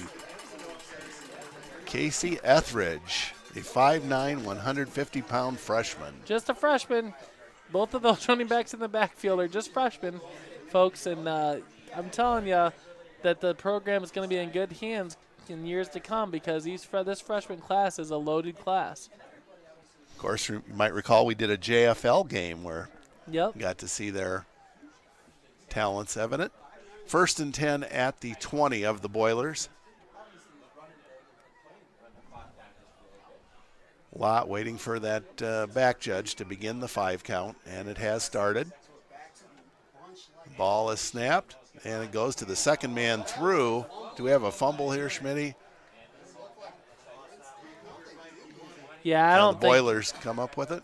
I don't think Casey or was that Casey that got Casey Etheridge there. I don't think he ever. No, it was 36. Excuse me. Was that Common Green? I don't think he ever got the handoff clean from William Lott, and then the the ball just carried forward. So Boilermakers did a nice job of pouncing on that. So first turnover of the game for the Tigers. Brody, any updates? Yeah, this is a pretty good one here. So Rock Ridge scored and ended up with 14, and then Monmouth Roseville turned around and ran it back immediately after, tying it for 14. So It's 14-14 down there in the Maple City. All right, thank you for that. And the Boilers try a sweep. And a long distance of running, but not much of a gain for Ben Taylor. Knocked out of bounds. Dan Sousa. Yeah, Daniel Sousa did a nice job of making up ground to just push Taylor out of bounds there. And there's bodies flying everywhere out there. Well, I think of our good friend and colleague Charlie Waka. You know, he always brings it up when you talk about high school sports. Regardless of the score, these kids are out there giving their all. Well, these kids out there for the Tigers, the second and third stringers, want to prove that they need to be on the field. This is their time to prove it. They're doing a good job of it. Now Clark hands off, and getting tackled very quickly is Garrett Pettit.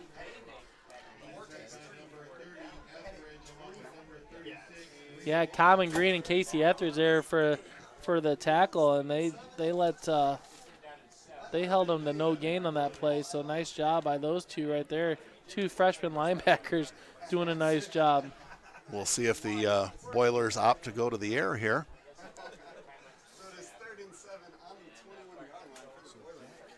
Brady Clark still in at quarterback for the Boilers. 3 receivers to the left. Clark rolls that way, gets a good block and completes the pass. It'll be short of the first down, however.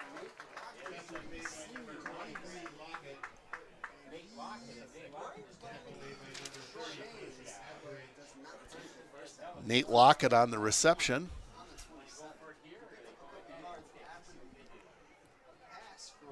We'll give him a 6-yard gain on that, but nice job by Casey Etheridge of making a nice tackle there to keep Lockett from making the first down to bring down a 4th down and 1 for the Boilers. And can't say I blame the Boilers for going for it. Might as well give it a whirl and see what happens.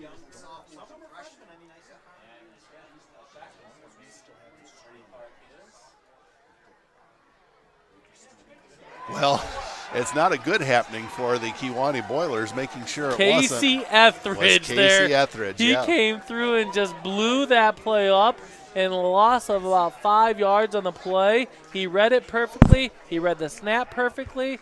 Couldn't have better timing. And that freshman just, man, he can hit hard. They play beyond their years, don't they, Schmitty? Yeah, absolutely. Very heads up. Clock down to just over 4 minutes to go in the third period.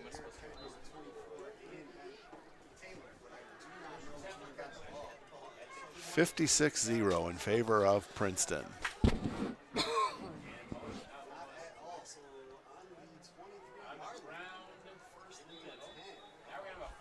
Running play up the middle. We've got a penalty flag. We'll see what that's all about. It's against the Boilers.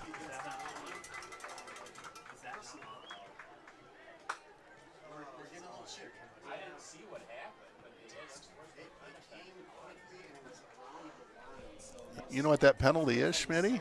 I don't either. Let's see. It looked like a unsportsmanlike conduct penalty maybe, Norm. Yeah. Did you see who ran the ball for the Tigers there, Norm? I didn't. He was just covered by so many Kewanee jerseys.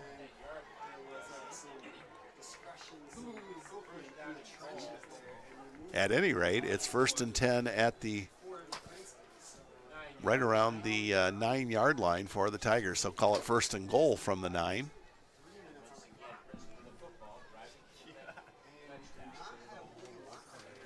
New quarterback is Gavin Lanham, number 7. He's a freshman as well. Okay, thank you for that, Schmitty, because we don't have him on our roster.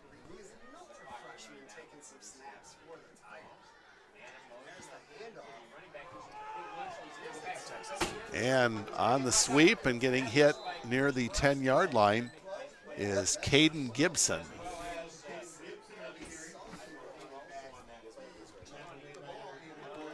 Yeah, so Caden Gibson is playing really well at the sophomore level. Norm, he's a tough-nosed kid, plays hard to bring down, and it just, you see all these kids come up, and it's just phenomenal to watch them getting rewarded for playing so hard at the younger levels, come up here playing at the varsity level. Clock will dip under 2 minutes to go in the third period when the Tigers snap this play. 2nd and goal at the 9. And Etheridge on the handoff gets very close to the goal line. Stopped just short.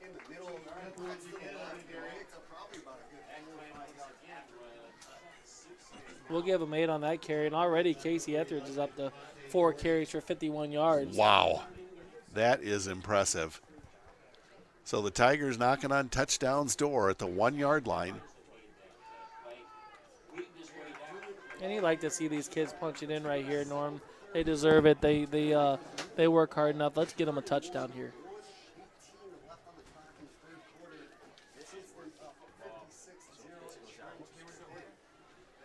Lanham is the quarterback. And he's going to go straight ahead. Does he get in? Apparently not.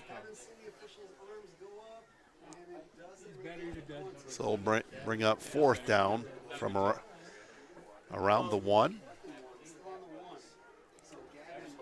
Little stat from Coach Crawford, the golf coach for PHS. He says, remember, Casey Etheridge is the IESA state champion wrestler. So there is a reason that ties hand in hand. Thanks, Coach Crawford. We really appreciate that. But it goes hand in hand with what wrestling does for football, that's for sure. Guys, I got a couple scores here that just came in. So Newman has increased their... And the ball is fumbled. And the Boilers have it. And they may have their first score of the night. That is Cruz Paredes, and he's going to take it all the way for the touchdown. About a 90-yard fumble return for Cruz Paredes with 3 seconds to go in the third quarter. Yeah, just a mix-up in the backfield. I'm not sure what happened there, but somebody didn't know what somebody was supposed to do, and it was just a foot to the races for Paredes, like you said, and it's about a 90-yard fumble recovery.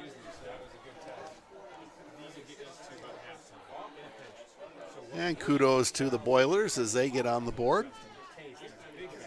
Go ahead, Brody, if you had a score update. Yeah, so I do have a couple score updates now that we have a second. Newman has increased their lead over Bureau Valley 21-0 entering the third. Orion over EP 20-7. Lena Winslow 32, Fulton 19. And down in Spring Valley, Hall Red Devils 44, Mendota 31, and that is entering the third. Thank you, Brody. Boy, that's been an interesting game to follow. Brady Clark on for the PAT kick. Hamrick the holder, and the kick is up, and it is good. So Brady Clark puts it through, 56-7 in favor of Princeton.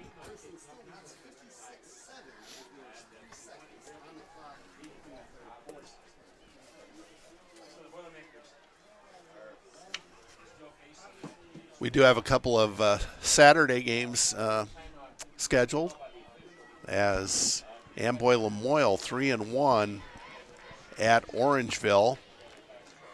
That's clear up by the Wisconsin border. That's a long ways up there. Orangeville 0-4, Amboy Lamoille at 3-1. And actually, the game I thought was a Saturday game, that was actually the game that was played last night.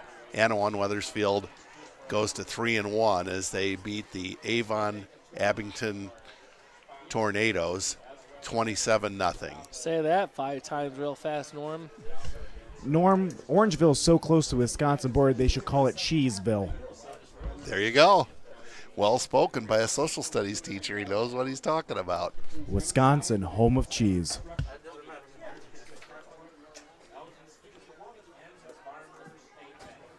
Who gave that guy a microphone? I got a lot of power now, Schmitty. Anyway, Rock Ridge 21 over Monmouth Roseville 14. And It's a great contest. Fulton had a lead over Lena Winslow, but that's went the other way, hasn't it, Brody? I think you said 32-19, something in that range. Yep, 32-19, Lena Winslow over Fulton. Also, Dixon has came back 18-14 over Winnebago. Contreras to kick off for Kewanee, a good kick. And on the return, is that Etheridge? Common Green. Common Green, and he gets out to the 30-yard line. And that'll end the third period with Princeton leading over Kewanee 56-7.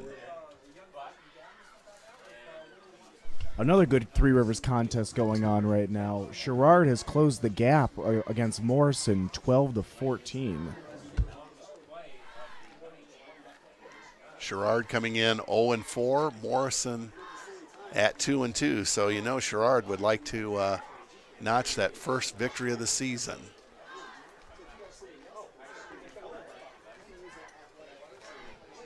Cheerleaders do a nice job, don't they, Norm? I mean, they're out there in the trenches and the elements and just do a phenomenal job getting the crowd into the game all the time. Yeah, and, you know, one of the things, changing the subject a little bit here, but, you know, we're wondering about the fumbling and some of the drop passes. I can tell you the bleachers here at Bryant Field, they are wet and they are slippery. So maybe we haven't had that much rain, but it's been enough to really make a difference. Yeah, that's a good point.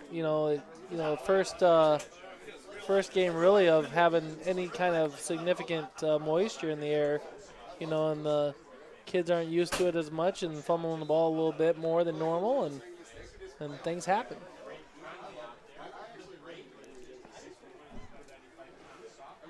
So let's see, we had two scores. No, just one, as a matter of fact, in that third period, and Kewanee got it. Cruz Paredes, a 90-yard fumble recovery, making the score 56-7. Tigers ready to begin the fourth period. And William Lott is back as the quarterback.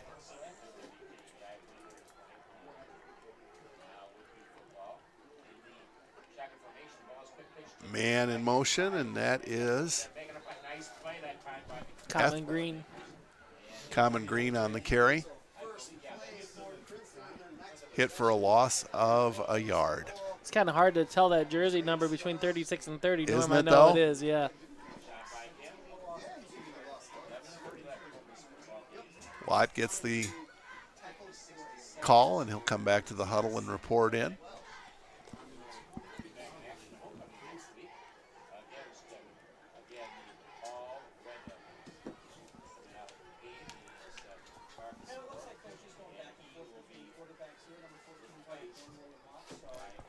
Second down and 12 for the Tigers as we approach the 11-minute mark to go in the game. Lott's going to call his own number, gets around the edge, and gets the ball out near the 35-yard line. Yeah, good job by Lott putting his head down and gaining 5 yards in the play. Bring up a third down and manageable 6 yards in the play. So, looking ahead, Norm, to Princeton's schedule here, they go on the road against Newman next week and then back home against St. Bede. I think you don't want to overlook a Sterling Newman, but you probably highlight that St. Bede game, don't you? Oh, absolutely. I mean, St. Bede is They have been playing terrific. And you see how fast the Tigers looked on turf last week, and they'll be on turf again next week. That's going to be a fun game to watch next week, folks.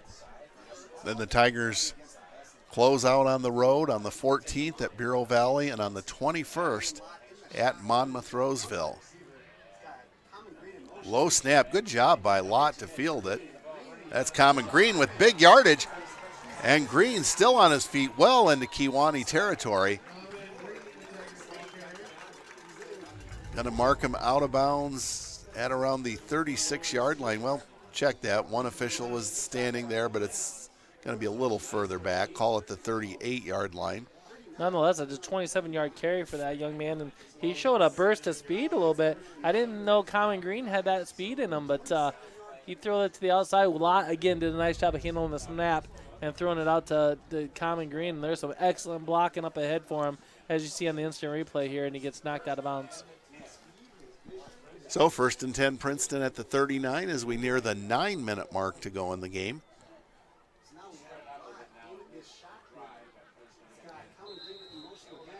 And a flag flies. Illegal procedure against Princeton. We've been following, well, Brody's done a great job on all the scores, but Mendota and Hall has been intriguing, as has Rock Ridge and Monmouth Roseville. Anything on that, Brody? So the Hall game is still in the third, about 9 minutes and 20 seconds left. 44-31, Red Devils. The Rock Ridge game is still 21-14 against Monmouth Roseville. Other scores that have just came across are Lena Winslow and Fulton 40-19, 6 minutes left in the third. And Morris has extended their lead over LaSalle Peru 28-7 with 3:42 in the third. And that Rock Ridge, Monmouth Roseville, was that Rock Ridge on top of? Yes, that was. Okay. So Lena Winslow, after Fulton enjoying an early lead, has kind of asserted themselves. 8 minutes to go in the game. 2nd and 15 for the Tigers.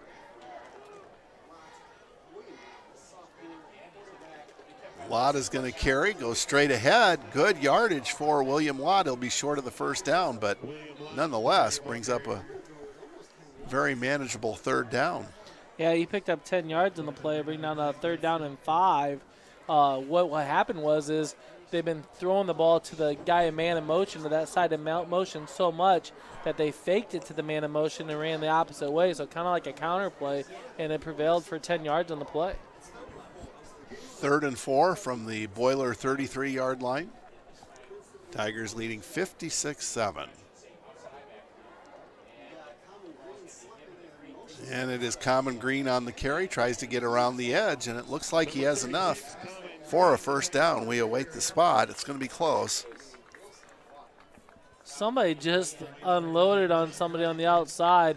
I couldn't make out the number, but it was a nice, great block, and I think it was number 66. I think it was Jay Stuckey that just annihilated the guy in front of him to spring Common Green for a nice 1st down there, and that's going to be another about the 13th rushing 1st down for the Tigers, 18th overall, and so they're just cruising right now with this 2nd team in. 1st and 10 at the Kewanee 27. And the whistle blows.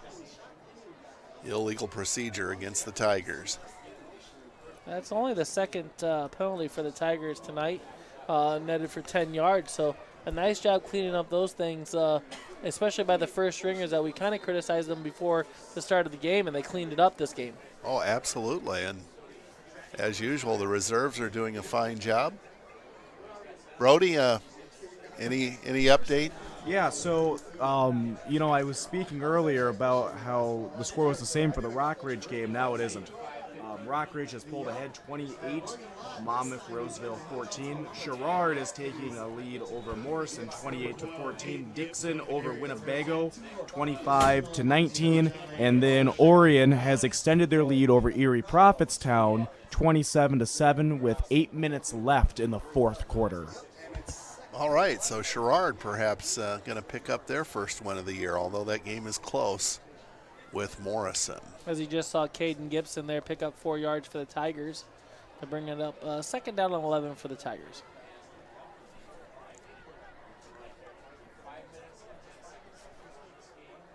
Now Lott is going to call his own number. Goes straight ahead and picks up maybe 4 or 5.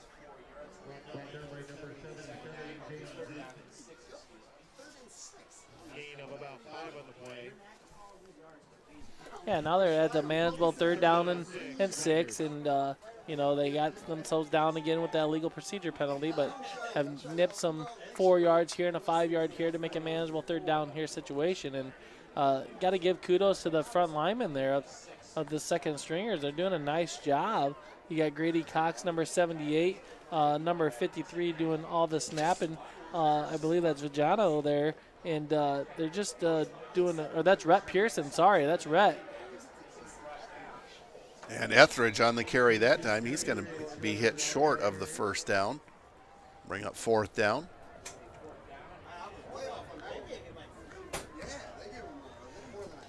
Just want to shout out a little bit more there to Jay Stuckey, number 66.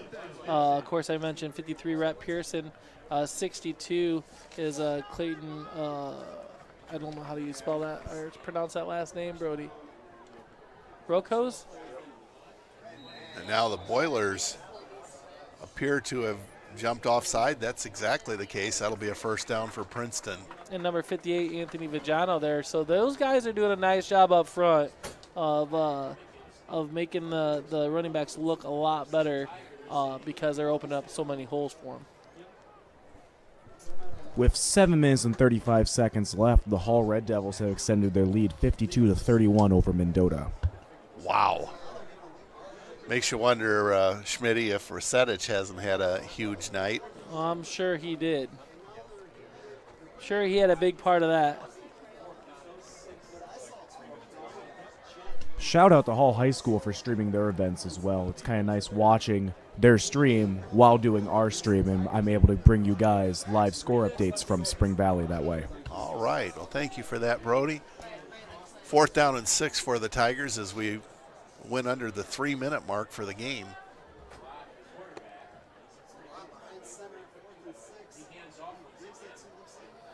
And the run's going to go right up the middle. This is going to be short of a 1st down, and Kewanee will take over on downs.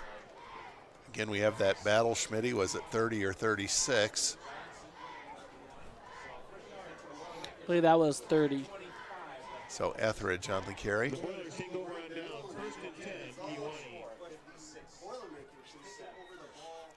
Augie Christensen running the ball 6 times for 122 yards tonight. Light load, but a lot of yards. Yeah, better than 20 yards a carry. Absolutely incredible. Tigers on the road next week at Sterling Newman. Then return here to Bryant Field to take on St. Bede, which very well could be a battle of undefeated teams.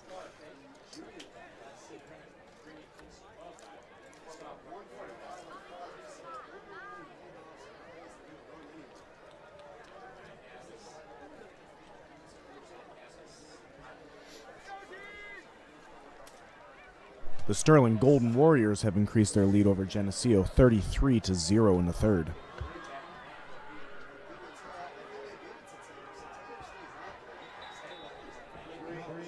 Ben Taylor on the run for Kewanee. We've seen him a lot in the return game. This time he runs from scrimmage.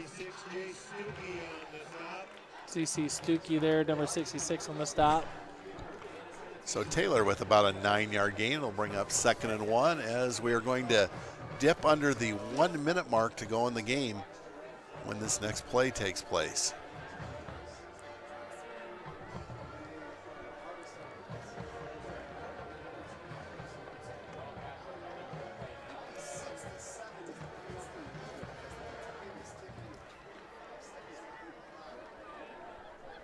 Could be the last play from scrimmage. We'll see how Kewanee decides to play it.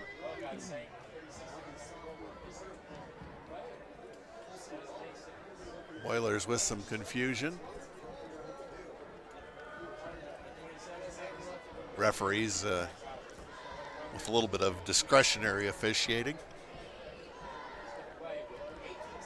They're not going to worry about calling a delay of game.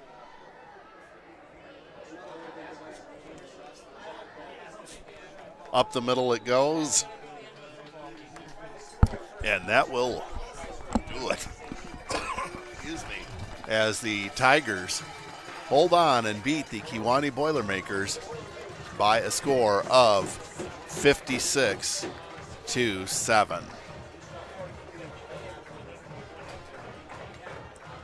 Well, Norm, it was a lot of Tigers early and often as the Tigers did a nice job of getting that second quarter to break loose. Tegan Davis, I'm going to just go into my stats right if you ahead. don't mind. So Brady Clark was 6 for 9 efficiently, 29 yards and 1 pick, so not a lot of yards. Rushing, not so much to think of or to speak of, Norm, as they netted negative 14 yards on the ground, and so a total of 15 yards of offense is what I have them down, and of course that's unofficial, but that's just incredible. Crazy. 2 first downs is all they had. But for the winning Princeton Tigers, Tegan Davis 6 for 11 for 105 yards and a touchdown. Most of them to Saihaki, who had 2 catches for 64 yards, and then Noah Laporte had 3 catches for 36 yards and a touchdown. Leading the way rushing-wise was Augie Christensen, 6 carries for 122 yards. You had Casey Etheridge with 6 carries for 61 yards. Common Green, 5 carries for 42 yards. And Tegan had 4 carries for 37 yards. And C.J. Hickey, 4 carries for 25 yards. I'm just going to go over the scoring recap real quick. Hickey with the 1-yard run in the first quarter with 9:27 to go. Put the Tigers up 6-0. Kick was no good. Augie Christensen with a 9-yard run. Two-point conversion was no good to bring it 12 zip in the first quarter. Starting the second quarter, Noah Laporte with a 21-yard catch from Tegan Davis. 2-point good was good from Christensen to Saihaki to bring the score 20-0. Davis with a 3-yard run with 7:45 to go in the second quarter with the ace Christensen 2-point conversion good, brings it 28-0. 4:46 to go in this second quarter. Augie Christensen with a 59-yard touchdown run with a kick good by Benavidez, 35-0. Then 2:49 to go in the second quarter. Noah Laporte at the 50-yard touchdown off of an interception. Pick 6, if you would. Benavidez's kick was good, 42-0. Ian Morris turned around and had a fumble recovery off Saihaki's sack. The Davis 2-point run conversion was good to bring it 2:23 to go in the fourth. There's the trophy, the traveling trophy, and it belongs to the Tigers, and they're super excited about that, and the fan base is rushing to greet the Princeton Tigers as well. They should be. Happy homecoming for those guys. 50-0. Brought that score. Then 32 seconds to go. Davis with a 26-yard run. Kick was no good. 56-0. And then Paredes had a 90-yard fumble recovery. That was all the scoring in the second half to put the Boilermakers on the board, 56-7. Norm. Awesome job, Schmitty, on both the stats and the recap. Brody, anything you want to add here? Well, what a great night this has been. It's always good to have Kewanee here. It's even better to have Kewanee here for homecoming, and it's even better when we beat Kewanee for homecoming. But just a little score update from the Hall Red Devils, 52-37, just under 7 minutes left in the third quarter. The Newman Bureau Valley game, on the other hand, Newman 27, Bureau Valley 0. In other games that are of interest, the Rock Ridge Monmouth Roseville game is still 28-14. Back to you, Norm. All right. Well, thank you, Brody. Yeah, we'd have more finals for you, but when you have a running clock in the second half, it makes it pretty hard to get final scores in. Happy birthday, Norm. Thank you. We want to thank Jason Smith and Brody Anderson. Also, Steve Morton, our producer-director. Steve Gray, who does a great job on our production crew, along with student helpers Cail Piper and Austin Ward. Once again, our final score, Princeton 56 and Kewanee 7. Tigers on the road next week at Newman. Our next broadcast will be when the Tigers take on the St. Pete Bruins in 2 weeks here at Bryant Field for the final regular season home game of the season. Thanks so much for tuning in to Tiger Central Live.